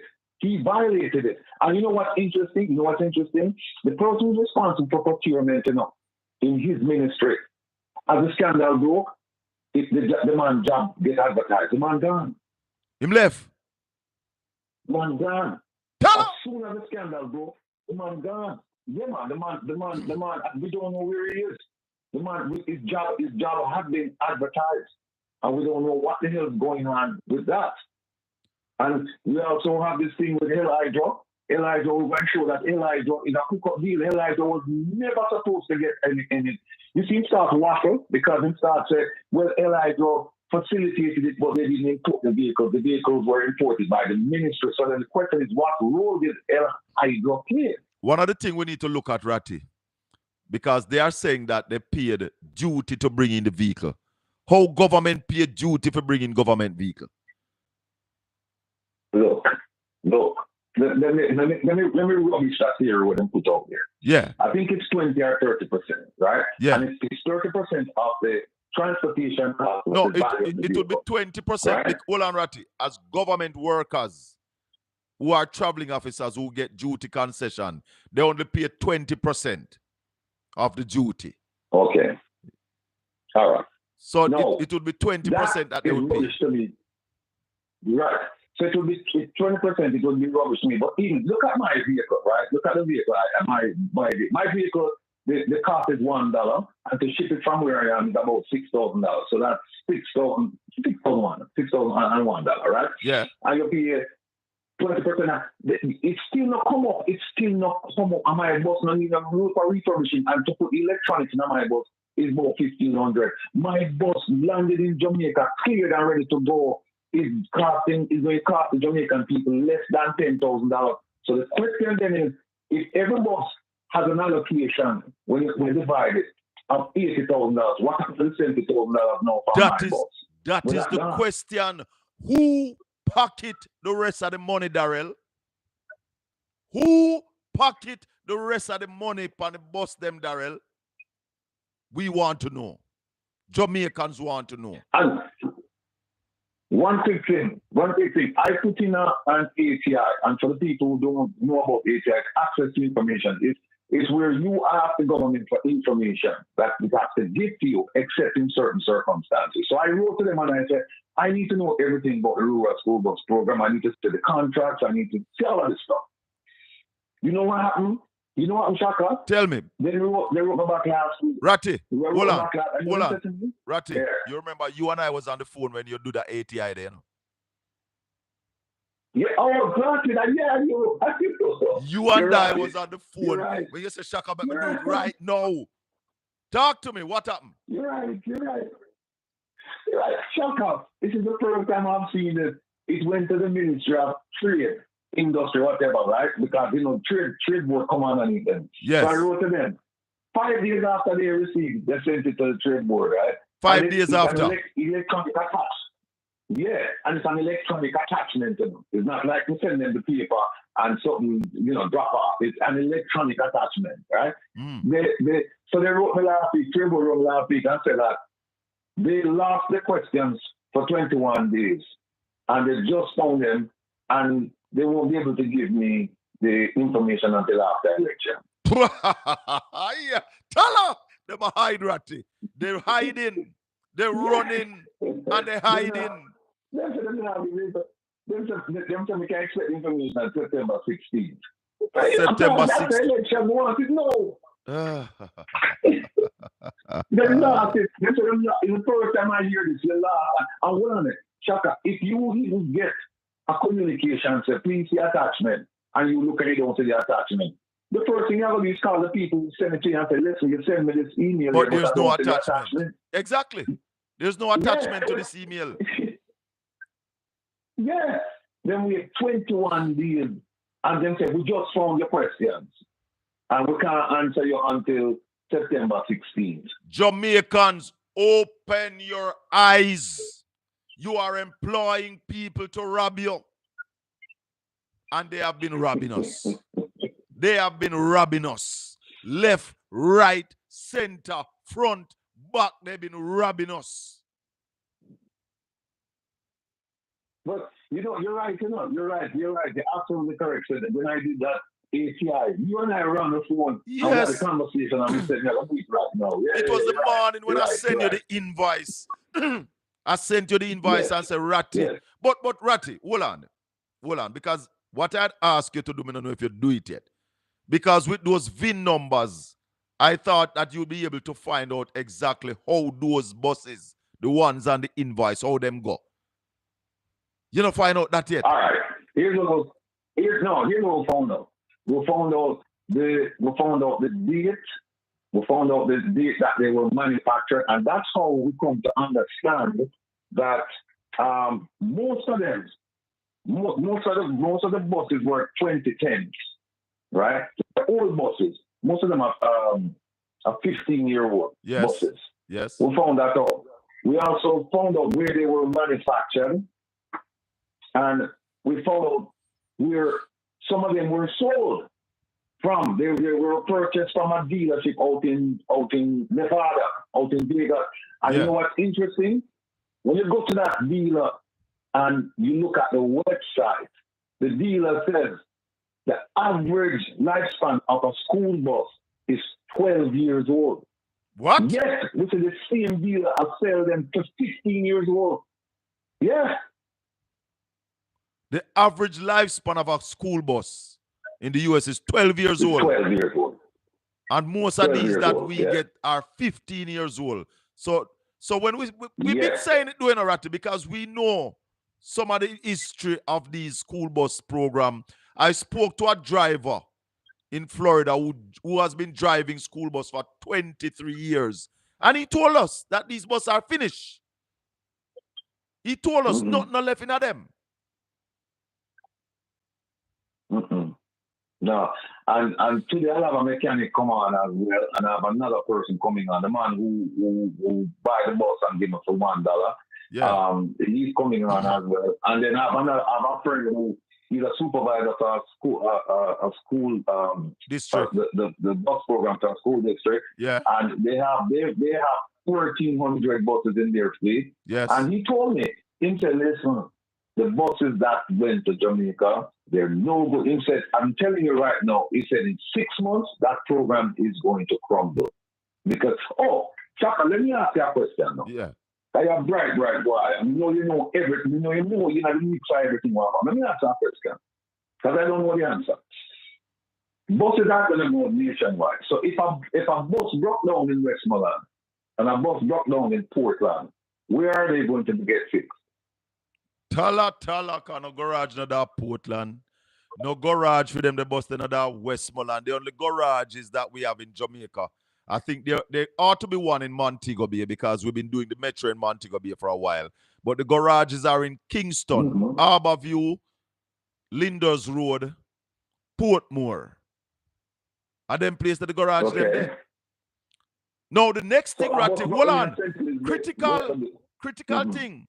Because no record, well, it might can go around St. Thomas pan a record now. Hey, tell her. This bus thing was not thought out. You're talking about something. No. Well, Darrell Voss said it was an emergency. He said it was an emergency. We can't talk about that. It was no emergency because we went and we looked at the Procurement Act and we looked at the requirements for an emergency. How can it be an emergency, Shaka, when the Prime Minister said we have been working on this for 9 years program for 9 years? How can it be an emergency now? But the emergency, Shaka, is the election. Yes, that is the emergency. Definitely, the election is the emergency. And the people of Jamaica must open their eye. Open their eye and look and stop make people take on a clown. And then, you know what is wicked, Ratty? They are saying to the people of Jamaica, choose Jamaica. If you choose Jamaica, you must get rid of these people. Once you say choose Jamaica, you got to get rid of Darrell Voss. You got to get rid of Andrew Holness if you're choosing Jamaica. No doubt. Shaka, think about it like this. Think about it like this, right? We have a company, all the way, have a company named Jamaica. Yes, right? sir. Same, sir. We hire people and put them on the board to run the company through it. Yes, sir. The people them spend and do all kinds of things with the money. And when you call them into question and say, how you spend the money, instead of explaining to them the money, then say what? You're bad mind. Yes, man. Yeah, man. You're bad mind. Well, here's what happens. If we truly own this company in Jamaica, and these people are our employees, and they can't give us an answer, and imagine that they must see through the call of bad mind. The only thing we have to do is fire them. Fire them straight. You have your company and you talk to your staff, and your staff tell you bad word and tell us you're too bad mind, you have to go ahead. You must fire that staff. You must fire the staff. You cannot keep the person out. And especially when they continue to tell you say you have bad mind every time you ask the question. Not once. They continue to tell you that. No, Shaka. Jamaica people need to open up on their eyes because I don't open up yet. The ones whose eyes are closed are half shut. Open them up, man. Yeah. Open them up. Ratty, this school bus thing is the biggest rip-off, bare-face robbery of the people of Jamaica resources, the limited resources that we have in Jamaica. And like we have here in Ratty, we don't even have it. See, we are offering teachers 0% in the first year. We cannot pay our teachers. And one man or two men or the cabinet, I don't know who robbing. In fact, Ratty, Crawford says $1 billion them robbing. I was saying it's 750, but no, when I reason with you this morning here, I really look on it. It really look like them rob $1 billion or more. Well, here's how we calculate it. Them get $8.something million, right? $8.something million for the program. And we have estimated that them spend $1.something million on the program. So the question is, where is the rest of the money? You're talking in excess of $5 million gone. US. We don't know where it is. US. Hallelujah, boy. Ratty, thank you for the time this morning, my brother. People reasoning with Rattigan later, they are going to be digging deeper into these buses. Check them out. Blessings, my brother. 2 o'clock on YouTube. 2 o'clock on YouTube or Reggae Global. 2 o'clock on the internet. Thank you very much for breaking part with me. Blessings. Bless up everybody. Jamaicans. See? I tell you, when I come on this program, for me, this is not a job. It is a work. Man give you a job, God give you work. You carry out the work of the Almighty. That's what I do on this program. And most of the times, as I tell you, I don't plan show. I ask God to use me as him loudspeaker. Morning, welcome to the Colin Bell Show. Morning, Colin. How you do? You hear all of that, Junior? Yeah. You hear that, Junior? Yep. I have to call Peter Bunting and apologize to him. Because I don't know what Peter knew when him said they carry bus for kill off the pitney them. But with what Rattigan just told us, then that would be an accurate statement. Quite accurate. Quite. Talk to me. What? You're not ad on the radio regularly about no new taxes. You hear it? Yes.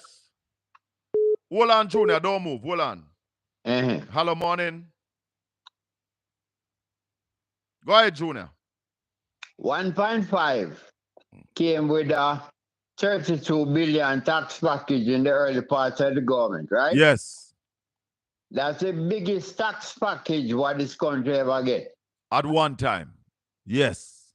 At the early part of the government. Now remember, we used to pay GCT on light bill after 350 kilowatt hours. Yes.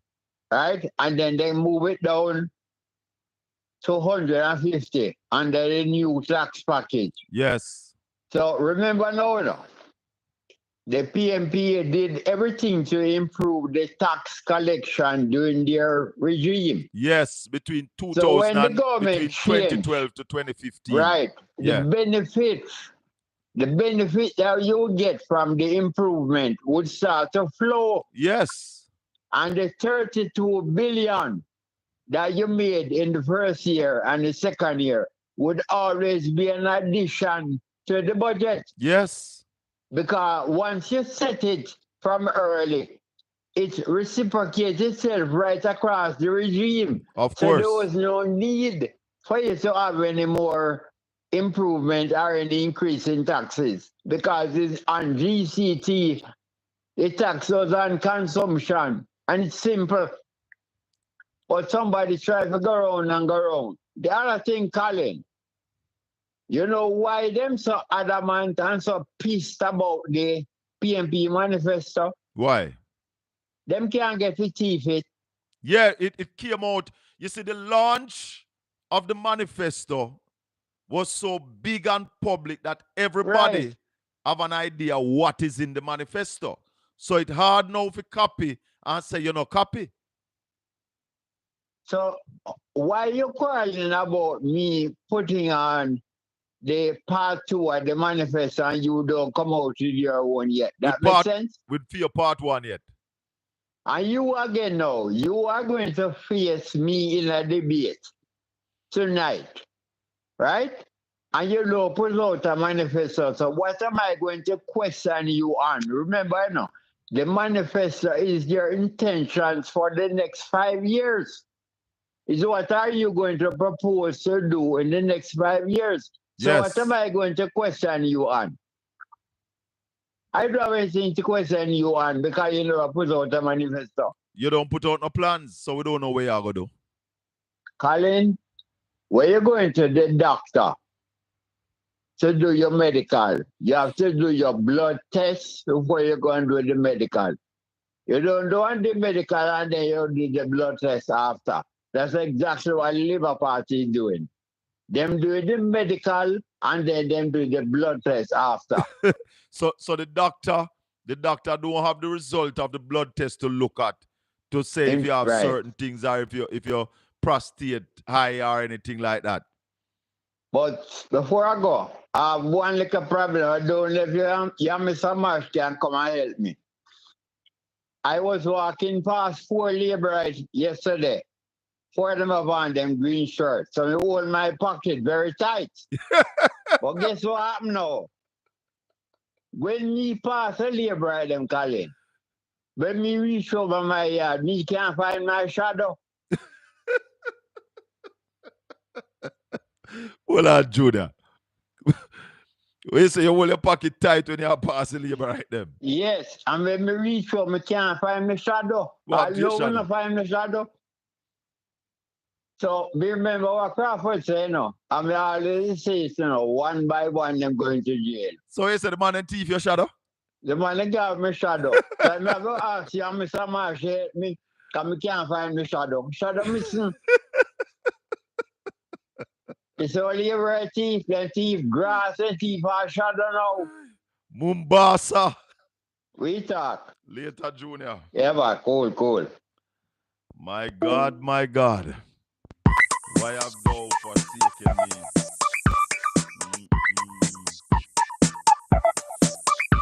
President. Mr. Shaka, Wagwan. where you get Jonah from? Me say, I tell you about the culture and the creative industry, People like Junior should be billionaires based on the talent that they possess. The man is a natural. Juna, and Marshy. Them different, bro. Yeah, man. I forgot to ask Marshy if you come up with a name for how they steal a shadow. Oh, they But steal. here my Yes. concern. Yeah, Marshy can come up with a name. But here my concern now why I call it. Yeah. Honestly, the bus, you have been crying out for the bus things. I'll give you the credit on that. I will give the JLP the credits, Sir Vaz, the credit to have, in whichever way you want to put it, but he has the interest of the school. No, sir. And the children. And no, let me say it that way. No, Let me say it that way. I agree with that. Can I clarify myself? He had no interest in the children.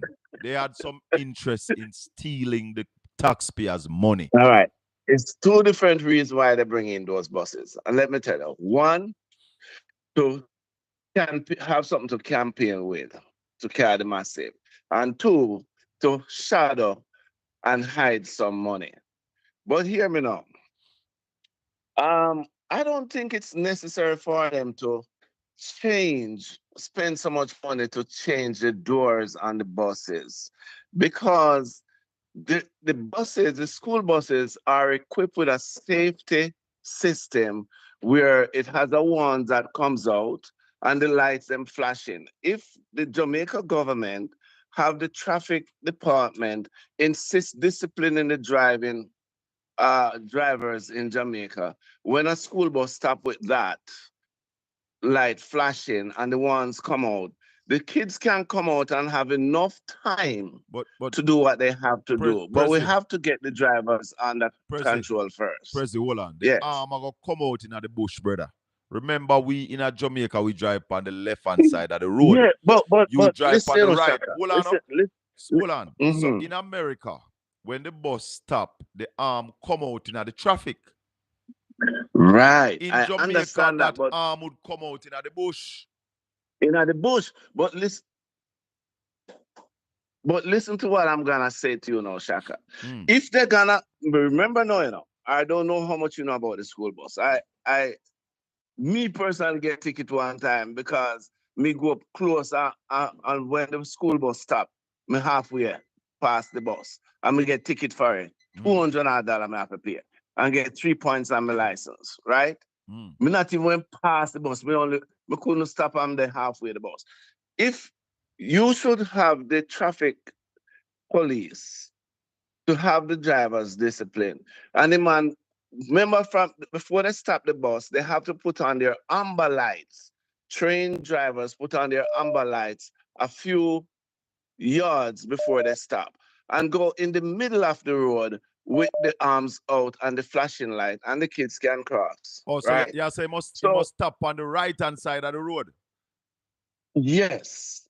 and make the kids cross, because here no vehicle not supposed to pass left nor right, whichever way I'm going, whichever direction. All right, so and that's that when I hold big on. That would have to go Parliament, go change that the law, go make that the law there. It can be done. But him should I do that before I'm bringing the bus? But the bus wasn't thought out. There weren't any thought put into this thing. Because let me tell you what happened, you know. Darrell decide said them all carry bus because me did a big bus in 2023. So them wait and say them all carry two bus for Portland. When they get the bus them for Portland, them realize shucks, we can't name a food off of this if we carry for Jamaica. So that's why they decide to carry bus for the entire island for Nyama food. Not thinking that, I listen, get that. There's two reasons why I bring them, Shaka. Eat a food and for use of a campaign. And that are the two reasons why they bring it. Eat but here a they are food and for campaign with it. But what happened now, we need to hold them accountable for taxpayers' money. That's why I talked to Ratty about that surcharge. Because we need to get back this piece of money here. This piece of money can't go down the drain. So that money is robbery, is straight robbery, Shaka. Yeah, man, this piece of money have to come back to the taxpayers of Jamaica. Buses, those school buses that they brought to Jamaica, here in Florida, me can tell you this. There's a farmer's place, two farmers district, one named Immaculate and one named Labelle. They bought out they get most of these buses if they don't buy them. Right? Most of the buses to transfer their farmers, the workers from point A to point B. Yes. What they did, they took out all the windows out of the buses so that the carbon monoxide that escape and get in at the buses wouldn't affect them. So and that's why I texted to you a long time ago from the bus system argument just start and say, Shaka, them bus not good at Jamaica because the farmers up here bought them out and take out all of the windows. So you see the bus are transferring the workers, no windows in them. So the carbon monoxide will not interfere with their health. Jesus Christ. So them have to go figure a way out and pay back the money, man. Them two thief. Little more, Prezi. Little more. Yes, my brother. Later. Cool. This is it now. This is it now. Morning. Morning, Chaka. Wagwan. Yeah. My man with you know, because I was the first man call you and tell you, say, them school bus there are danger for school. And you never entertain it. And the people them say, you remember the brother put on hold, call him back. Oh, yes. And I saw you call me back, you know. Yeah. I'm telling him he's a bus driver, but I know about school bus. Yeah. Yeah, man. So them things that danger to the kids, man. Them no way. But this my brother, we must investigate this at Jamaica before them bus they go up on the road September morning. We have to investigate it now. Yeah. I'm sorry. Because you know something. Hold on. I want to tell you something.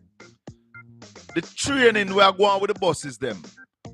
The driver, them. Every time I see the bus, the driver, them stand up near the windows, you know. And even the other day, me and Nats a drive. And we see one of them and she said to me, say, no seat, no in the bus. Why the man them stand up? Hold on, Carla, hold on. New York, morning. Yeah, good morning. Yeah. Yeah, I mean I call about the school bus and the whole election business. Yeah. Well, may I say right now, Marky G and the People National Party have to hold them people accountable, you know. They can't make them get with all these criminality. No, but you want us to hold them accountable? Tell your family in Jamaica to vote PNP. Yeah, man. Tell all of your family and your friend them in Jamaica for vote PNP. Me not have to tell them because they must straight PNP and me a fly down come vote. Hallelujah! Hallelujah! Tell me not king teeth. Tell her! Talk to me. Yeah, me buy my ticket already. Now take time out. So I was just saying to my sister, I said, me I gonna lose a week pay for rent a car, this, that. Me I spend all this money because me confident PNP party are going to win. And we are going to take back the place. And if Marky G turn it up right, me even come down, come finish up the nursing working life in my country and Billy back. Because my heart pain me when we look at all the patients them are being handled, sleeping on floor, rain and wash them out, and all the answers. But the thing is this, I want Damien say one by one they're going to jail. We must set an example with these criminals. Yeah? All right, caller. Thank you. But I want to go back to the caller because the last, you see? Sorry, I have to go back to this caller. Here, big up yourself. Yeah, my brother.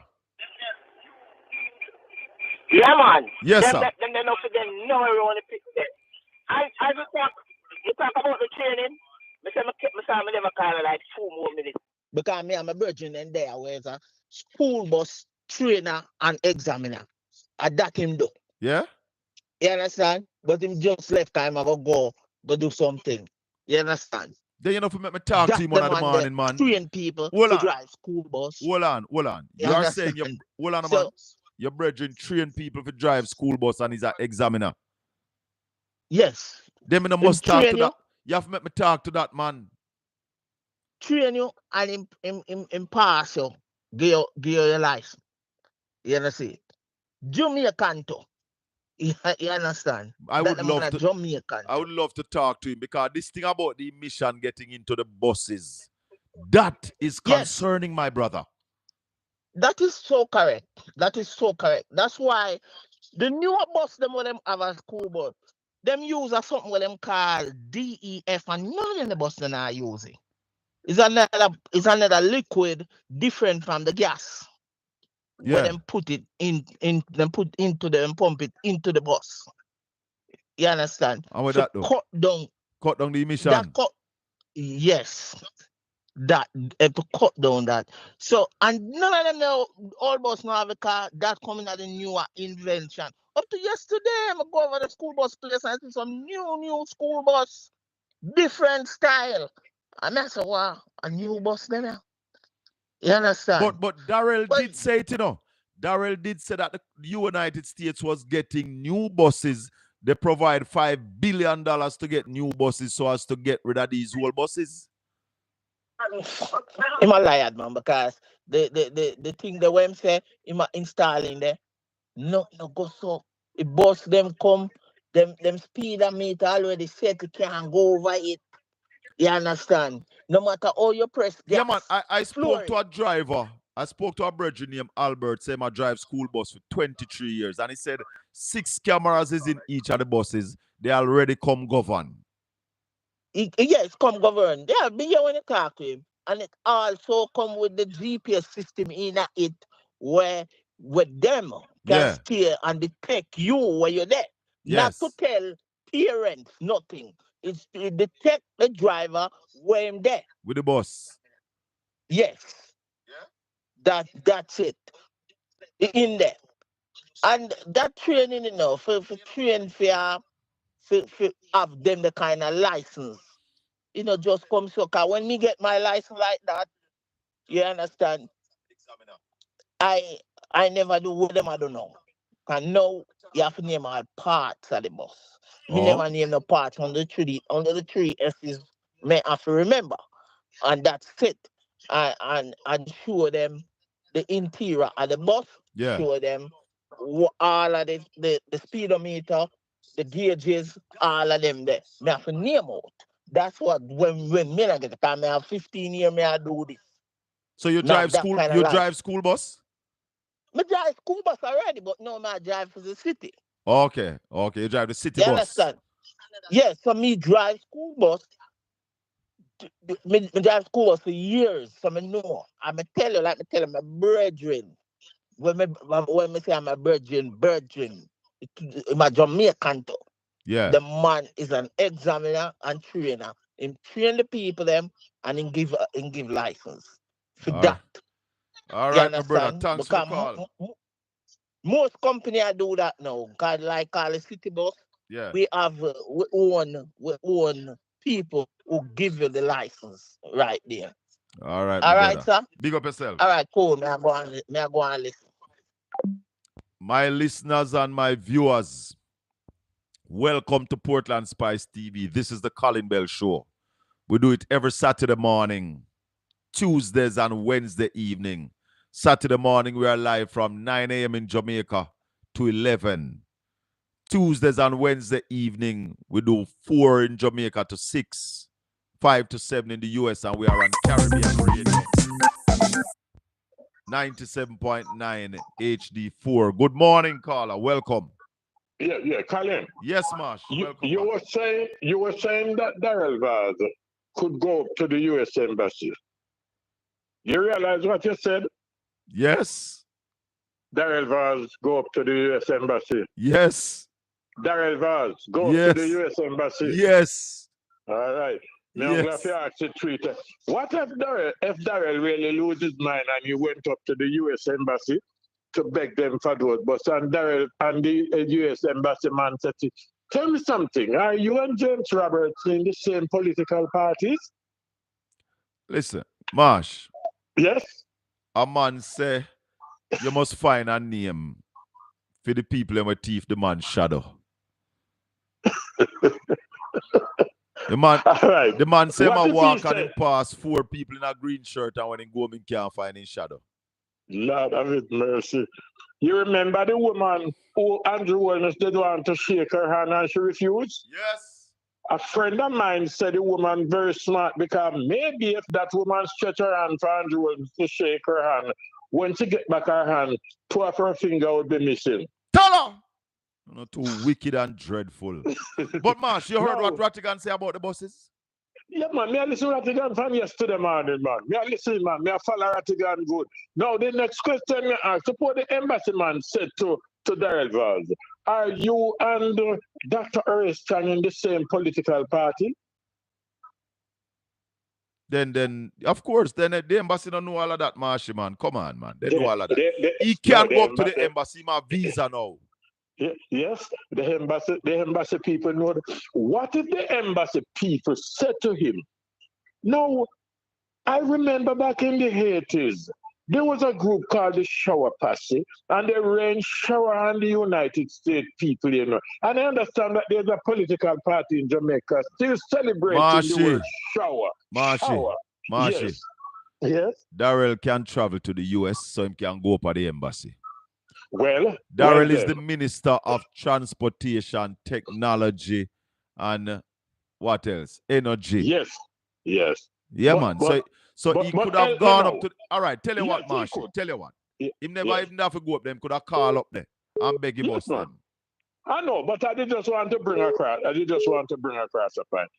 Is it the government... Hold on, Marsh. Hold on. Hello, good morning. Welcome to the Colin Bell Show. Morning, Mr. Bill. I'm coming right back to you. Hold the line. Yeah, Marshall, wrap up. Is it the government to import the bus, or they get a friend to import the bus? Boy, we hear a different story. We hear that Elijah. Then Darrell says the government is the ministry import the buses.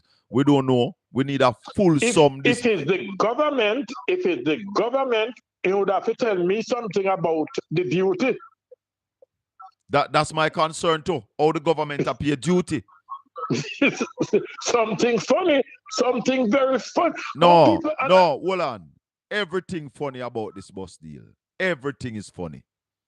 But my take, the US, it's time that the US talk to us, or we talk to the US about this bus where them done. The scrap metal trade still happening in Jamaica. Oh yeah. Well, them have a lot of bus to go scrap to sell. But somebody needs to tell us something. The US needs to tell us something, because how you charge with them breed of money for the bus them where we say no good. We can't care for the picnic and dump them down upon we own sell with them fix them money there. Somebody needs to talk to the US Embassy. I think the PNP need to get up there, the watchdog. Yeah, but the PNP on the 3rd of September will become government, and we'll have a full forensic audit. Little more, Marshy. Amen. Morning. Welcome to the Colin Bell Show. Yes, morning, sir. Yeah. In a democracy, you see, the media is a critical pillar. Fourth estate. Right. So allow democracy to work in an effective manner if it's being operated properly. Yeah. Because what it does, it provides an avenue for the citizens and other NGOs to speak out against atrocities being committed by state or agents of the state. Mm-hmm. However, I am listening to the media that we have now, and I'm starting to wonder if the present practitioners understand that the role that they play is not supposed to be one that they are actually siding and being judgmental and actually inciting people to put up resistance against alternative views. I say this from the perspective that when you listen to the present practitioners, it's as if something is wrong if you oppose the government or you have an alternate view of the viewpoint being presented by the government. If you say, for example, that you are going to implement this program, rather than having a discourse to say how this program will work, they start to incite people by saying, oh, where the funding is going to come from to do this. When they still more fully well aware that every government choose, apart from the current expenditure, they choose projects that is of interest to them, that they will use the remaining amount of revenue. They know that, but yet still, they operate in such a way where is that it's kind of dictatorship. So no other views should be tolerated. And nothing else that anybody say can't work. It is just this view that is being represented by the private administration that is of value. Listen. You have some media hosts that are an outfit of a political party. So if you listen to that media host, what do you expect to get? No, but I think it goes beyond that stuff. Just not asking the media host. When I listen to persons from other stations, a lot of cases are so flawed and one-sided that even though persons might be saying that you have that Bradley Avenue station being a mouthpiece for the government, there are other individuals and other stations who, if you listen to their utterances, it is not much different from Bradley Avenue. Well, listen. The media landscape has changed, and we have to understand that. People more and more are singing for their dinner, because let me tell you something that a lot of people don't know. Media practitioners in Jamaica don't make money. Yeah? It is not a well-paid organization anymore. We are a small country, a small island. We have nearly 30 odd media houses. So a lot of people you hear on radio not making no money. So wherever they can sing for their dinner, that is what they do. You understand? So most people in media will bow to the government to get the dollar that comes from the government.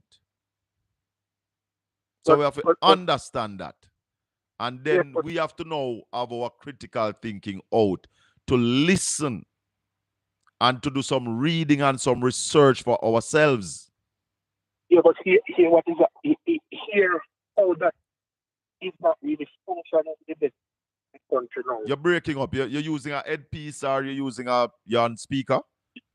No, I'm not on speaker. Is it any better? Yeah, better now. All right. Here, it's not working out. for the masses or for the country. A lot of Jamaicans don't really like to read.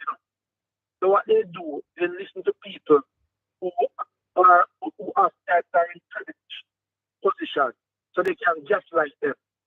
For example, if somebody should put out something, no one said, boy, person X, I see him down there and you kill 10 people. The thinking is that possible? Let me check if it's coming from somewhere. No person X thing. You're not, Carla, you're not so clear. You're kind of a little bit muffled. I'm not hearing you so clear. Okay. All right. Go ahead now. You're better now. I'm better now? Yes. No, what I'm saying is that persons are running with information. And then because we don't have a society that helps to read and fact check several things, when a person tell a lie or misrepresent somebody, that information to some people is taken as gospel. Yes. So my thinking is we cannot have well-learned individuals in critical areas trying to gaslight and mislead the populace. But some of them, Carla, some of them are work. They are working for the party. My only problem with them is that do like what me do. Make it clear that you're a member of that party or you're a supporter of that party. A lot of them come out and go on like them neutral when they are very much working for the party. So we have to be careful. Yes, and in closing, the media take a decision to say that corruption is not selling up the public. Who that? You hear me? Go ahead again. After the media took a decision to say the populace, Jamaicans are not interested in whether or not their leader is corrupt. So corruption is not a part of the discourse in the general media landscape going into an election. Something is wrong. Definitely. And the country is losing so much to corruption. And it is the same corruption that prevents us from being closer to the first world. But yet still, the media take a decision to say the populace not interested in corruption.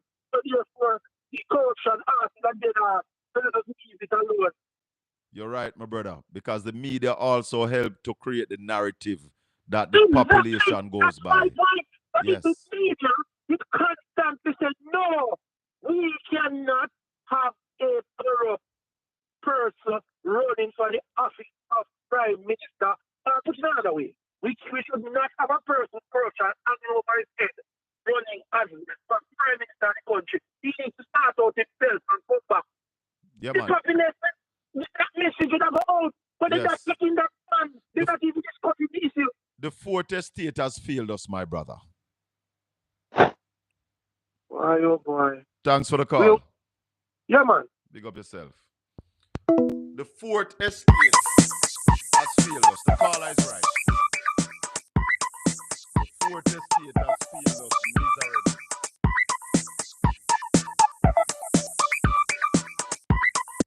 Hello, good morning. Morning. Welcome to the Colin Bell Show.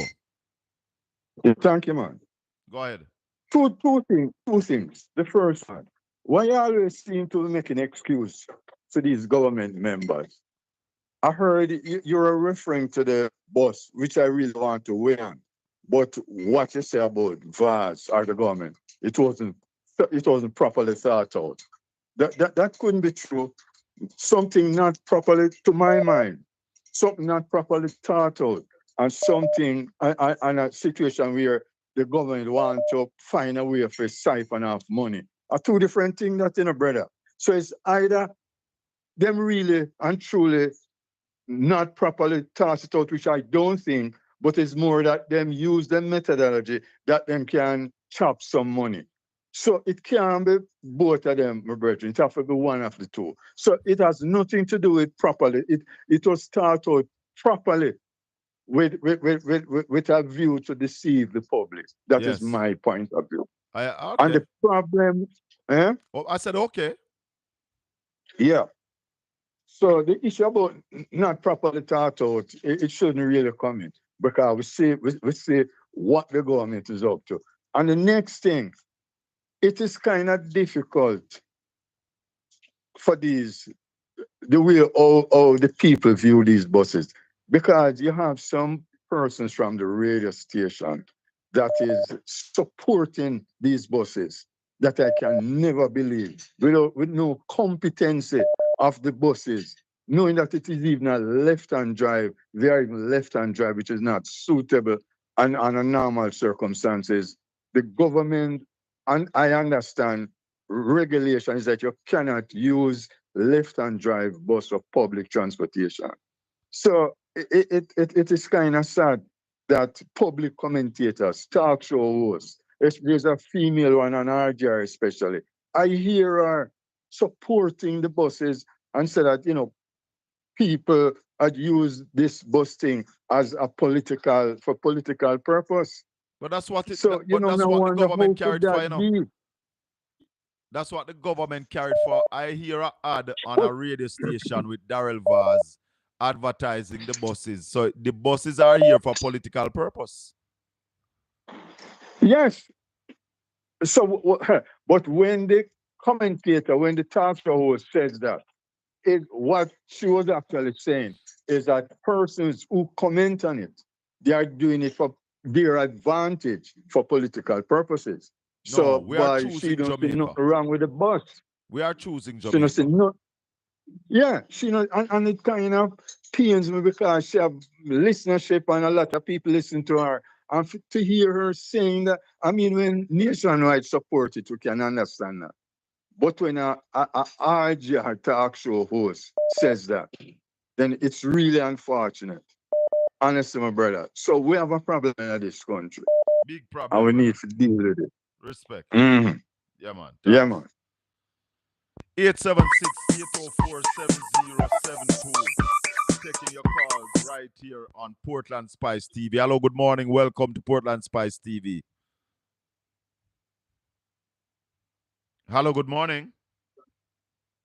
Good morning, Colin. Yeah, man. Welcome. Yes, first time caller, long time listener. Oh, thanks for the call, man. Welcome. Morning to Opal Watson, Christopher Campbell, Daniel Taylor, Georgia Lynch, Ilian Tucker, Gilly out of Toronto. Go ahead, caller.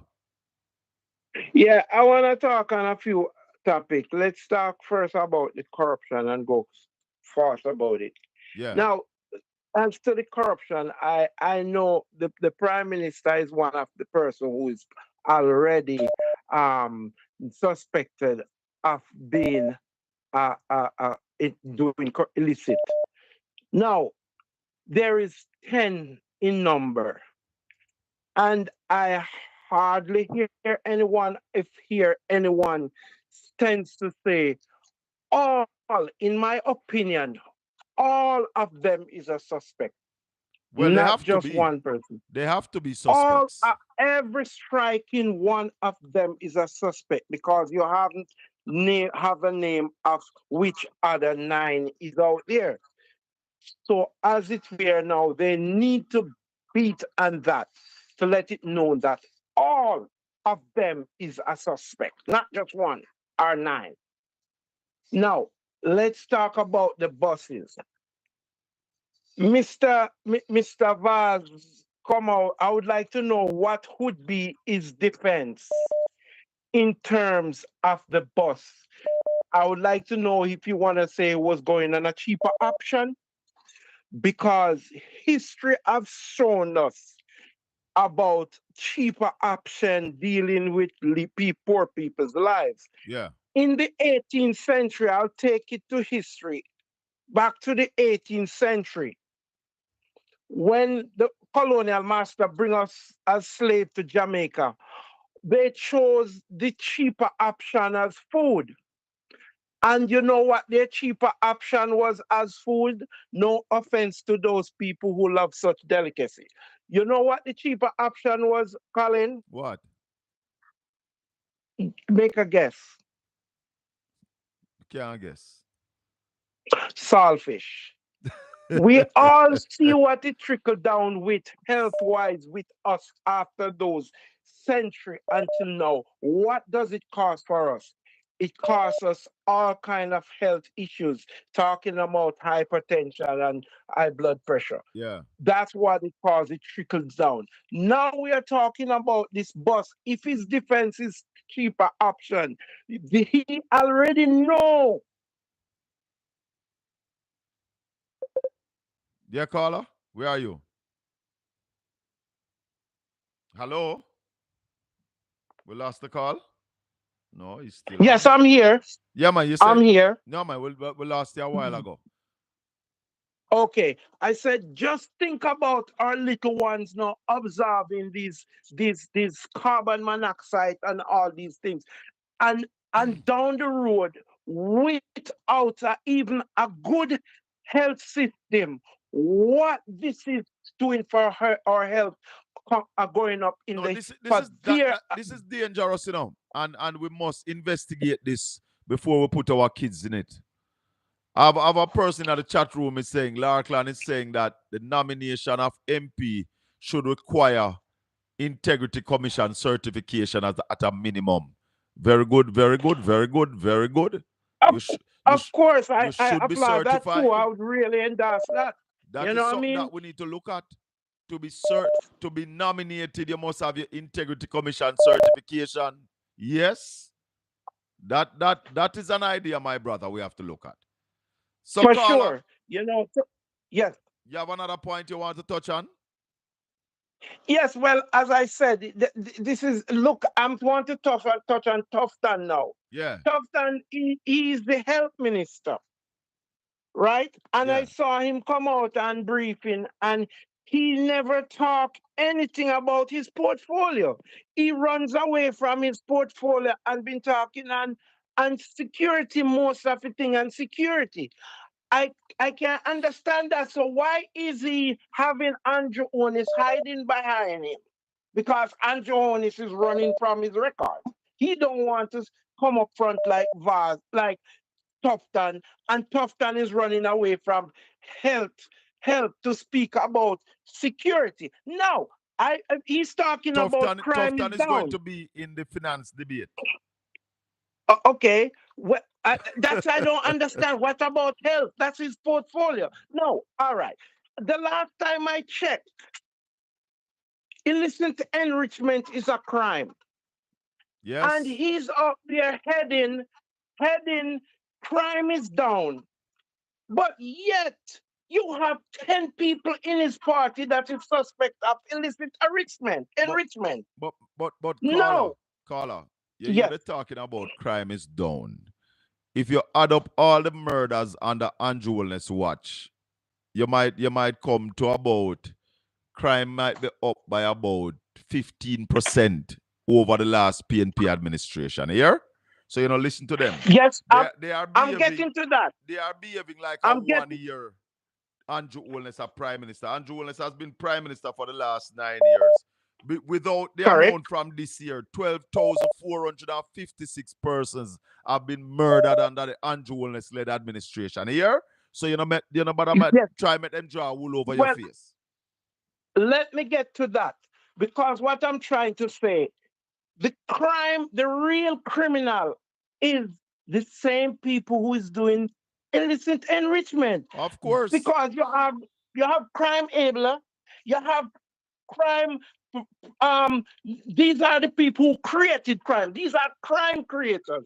Because okay, Colin, if you put a gun in a man's hand and say, go get rid of that one, you're just as guilty. Am I right? Am I Yes, wrong? man. You're right like book.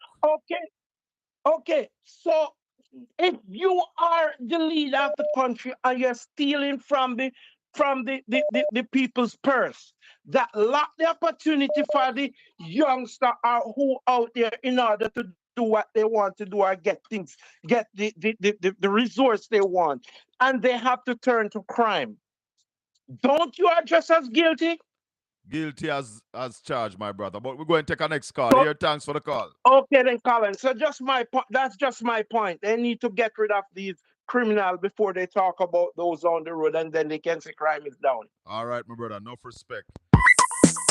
876-804-7072. Good morning. Comrade Bell.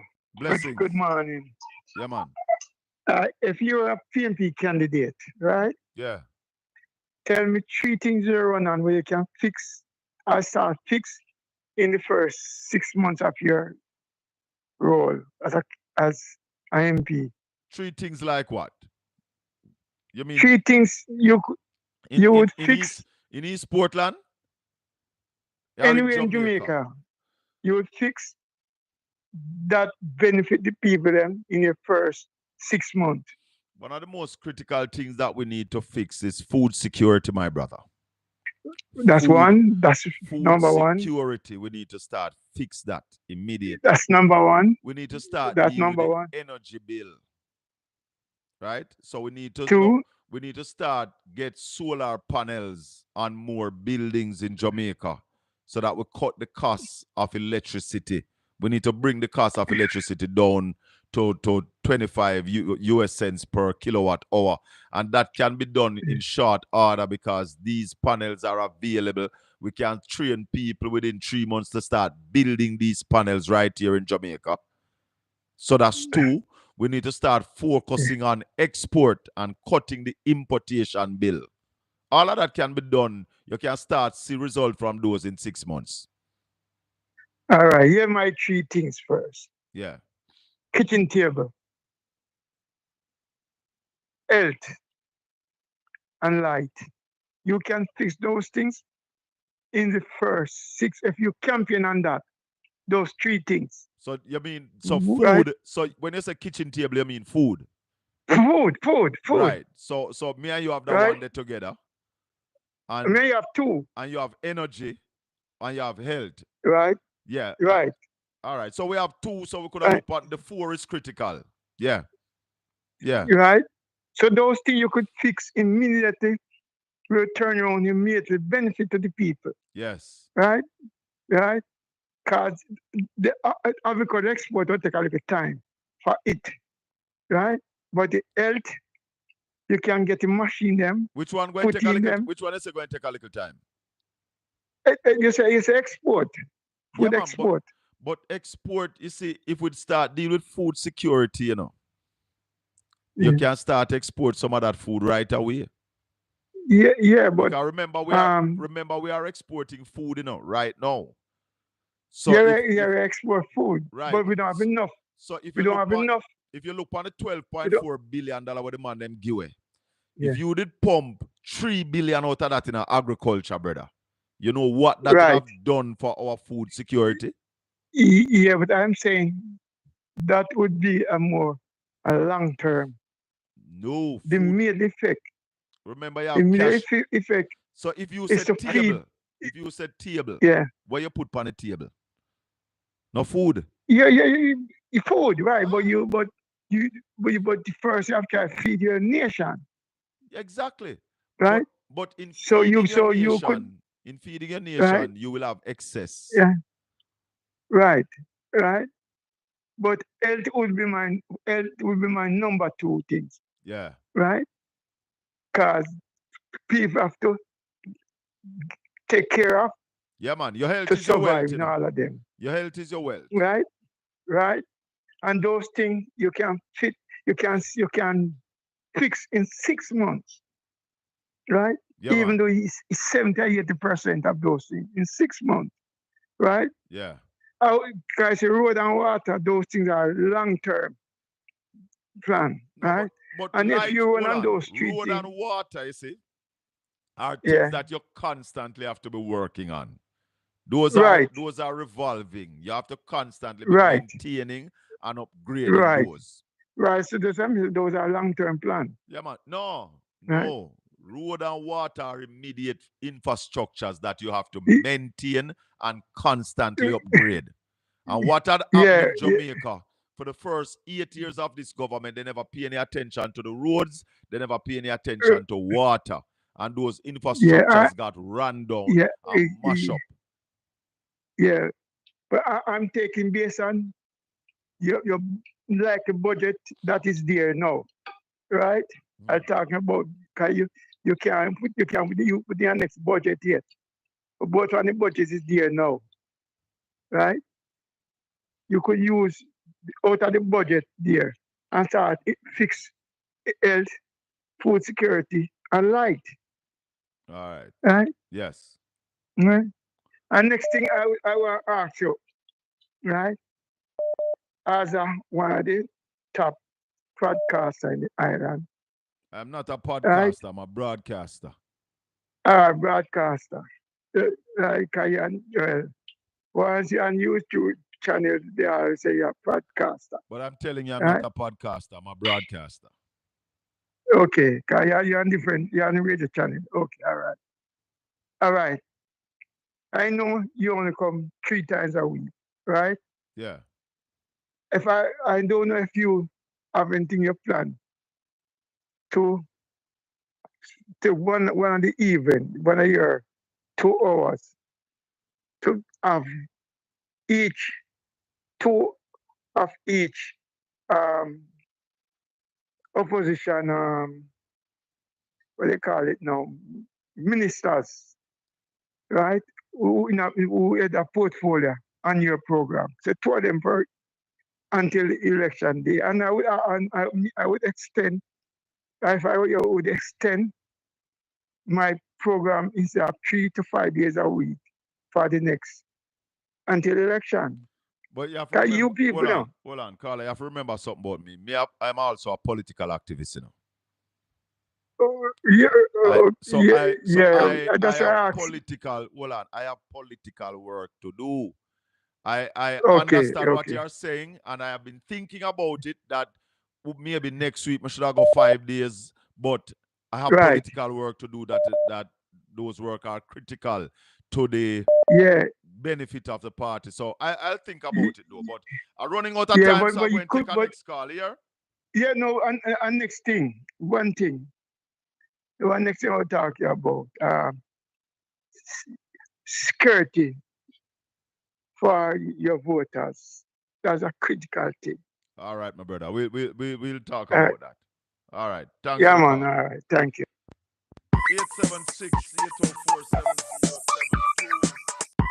876-804-7072. Christopher. Good morning, good afternoon, Colin. How you doing? Wagwan. Hello. I sent you an article this morning about the solar panel. Hold on, Chris. Call 993-8201. Go ahead, Chris. Yeah, I sent you an article on the solar panel overcapacity in China. They have so much of it.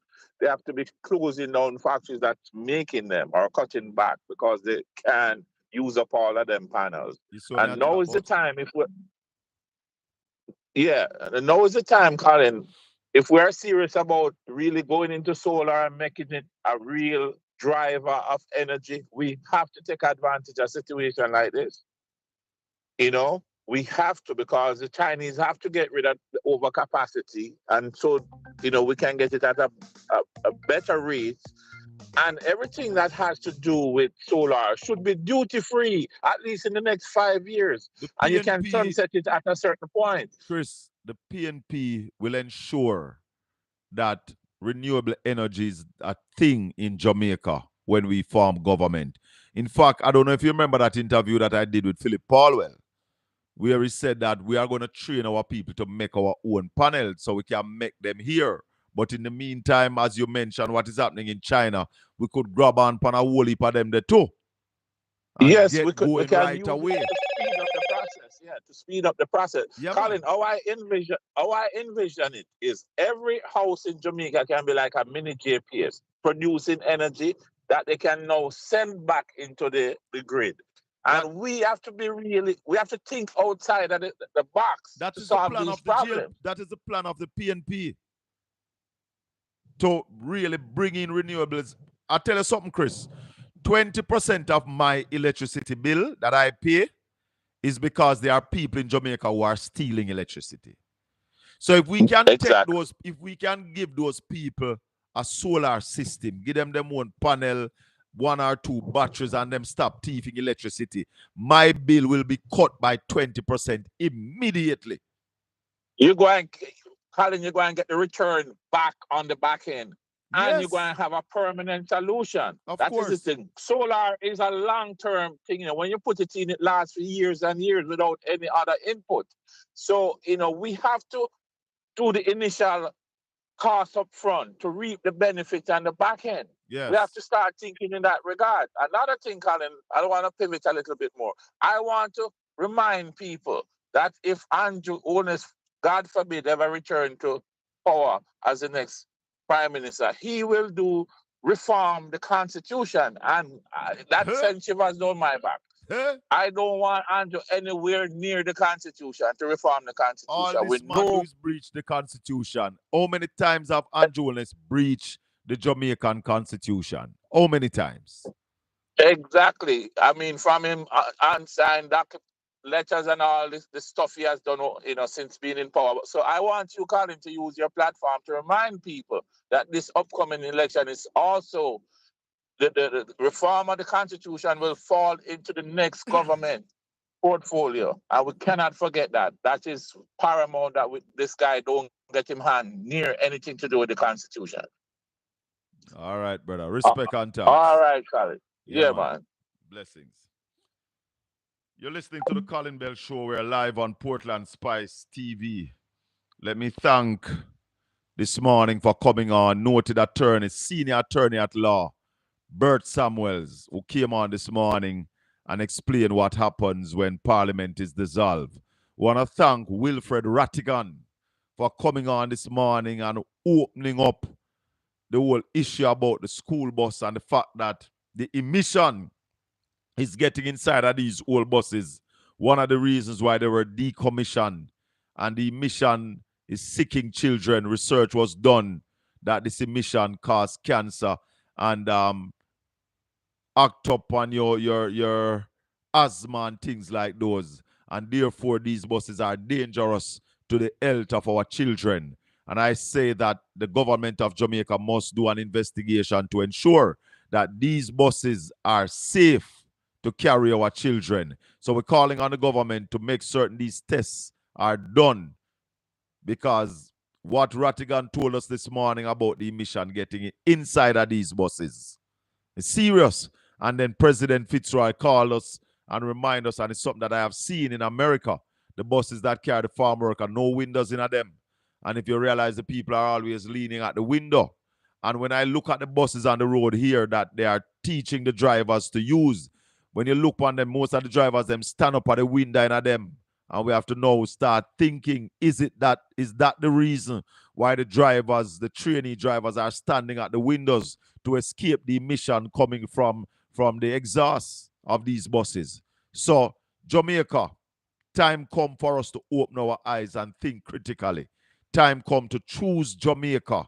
Time come to use our brain and see that even if these buses are able to work for a while, we have been robbed royally.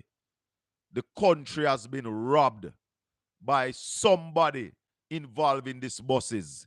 $1.4 billion, 110, an average 10, 15-year-old buses cannot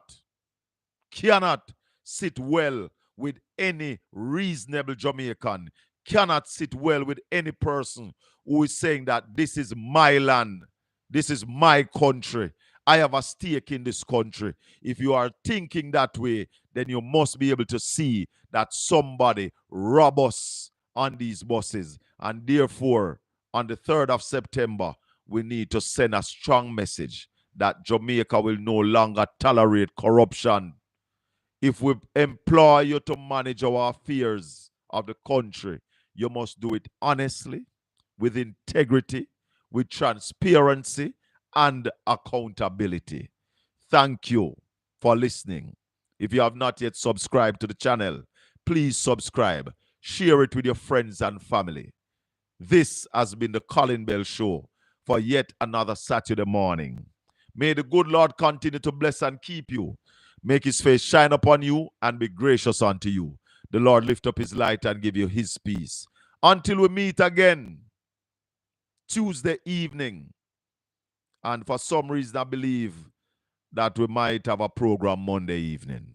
But when you subscribe to the channel, click the notification bell to ensure that whenever we are on, you are notified.